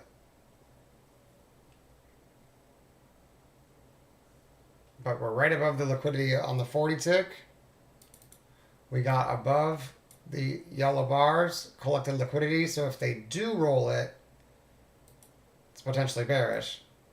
The location's correct. We just need the price action to confirm. That's why I wouldn't want to counter trend trade with full size rather than taking 10 contracts at that yellow box. I want to take one, and then if they set up again, take two, right? Like, I don't want to take 10 up there because they do this. And it could literally go all night. Like, it might just go right up and like stop me out. Like if that's the case, that's fine. But what I'd like to see is this 61.8% retracement act as a resistance. Yellow bars all the way up. Okay, get under them and we can try it. There's only 1 minute left. But these are open for 15 minutes after. It looks like I'm not going to be able to add to it. Considering how close I am to my stop, it probably is not a good idea to add to it. The only thing that I guess I could do is just exit the position and assume that they're squeezing into Powell and they'll continue to. But the fact that these are all yellow at the edges usually mean we're going to get a pullback. I just don't know how big it is, and it's going to be hard because I can't take profits overnight on the puts. So I might just leave it alone as one and just see what happens. But it looks like they want to go higher. Despite the fact that it's saying it's getting exhausted, every time they pull back into them, they're finding buyers. And so there's no real opportunity there. It's a warning that you don't want to buy a breakout, but then if it was bearish, the sellers would show up and crush them, and they just don't. So it's like, well, if they're not going to sell, I don't want to sell. So now we have to get all the way under here before we'd really be bearish. And now they're up to that 90. There it is. So there's the 61.8% retracement. And so now do we get an entry here? Let's see. We might be able to get it after hours. Oh, fuck. I got to change this then to good till... No, for... Oh, fuck. I don't remember how to do this. How do you get it for after hours? No, I don't remember with this. I don't do the... I'll have to go on my... I always do it on my phone.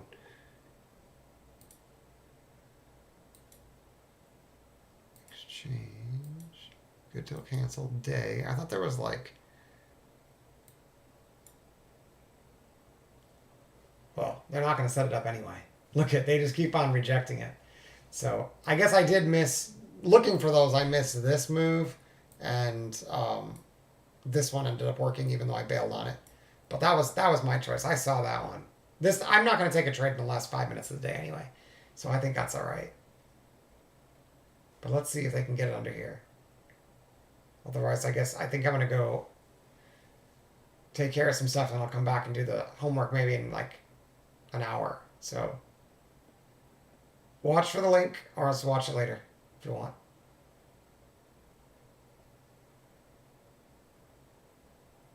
Yeah, see, there's just no sellers. It's just purple bars. There's a lack of buyers, but there's literally no sellers up here. So if they're not going to aggressively attack it, I probably shouldn't be either. It looks to me like they assume it's going higher first before it's going lower. So we're not going to add to the puts. I mean, I'm down $38 with a max loss of 301. So it's all right. Like I said, I would have been willing to take, if they continued to set it up, I would have been willing to take a few more entries on it. But at this point, I don't think there's really any need to. The only option would be to exit the position since it did make it to the 61.8% retracement. But the fact that it's only one, like, I'd rather just leave it personally. Like, I might wake up to it being worthless. Like, that's possible, right? But I thought the max risk on the trade would be like $1,000. So at this point, since I only accumulated one of them, I'll just leave it and see where we can open tomorrow. And it doesn't even expire till Friday. So I might even wait till after Powell and just see if I can get a sweep of some kind. It's just not worth doing anything with it at this point.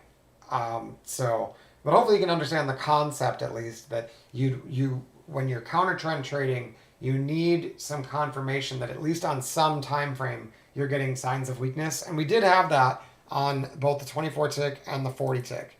This one got it too. So obviously it's not always the top, but a lot of times it will be a local top, and then it's just a question of, do you have it on the higher time frame? And right now we have a pullback. We have a 61.8% pullback, but the yellow was up here. But see, you could have done the same thing here, right? Yellow, get a put, come up, yellow, get a put, get paid. So it's the strategy works. It's just you just have to do it very slowly and carefully. All right, I'll be back in maybe 45 minutes.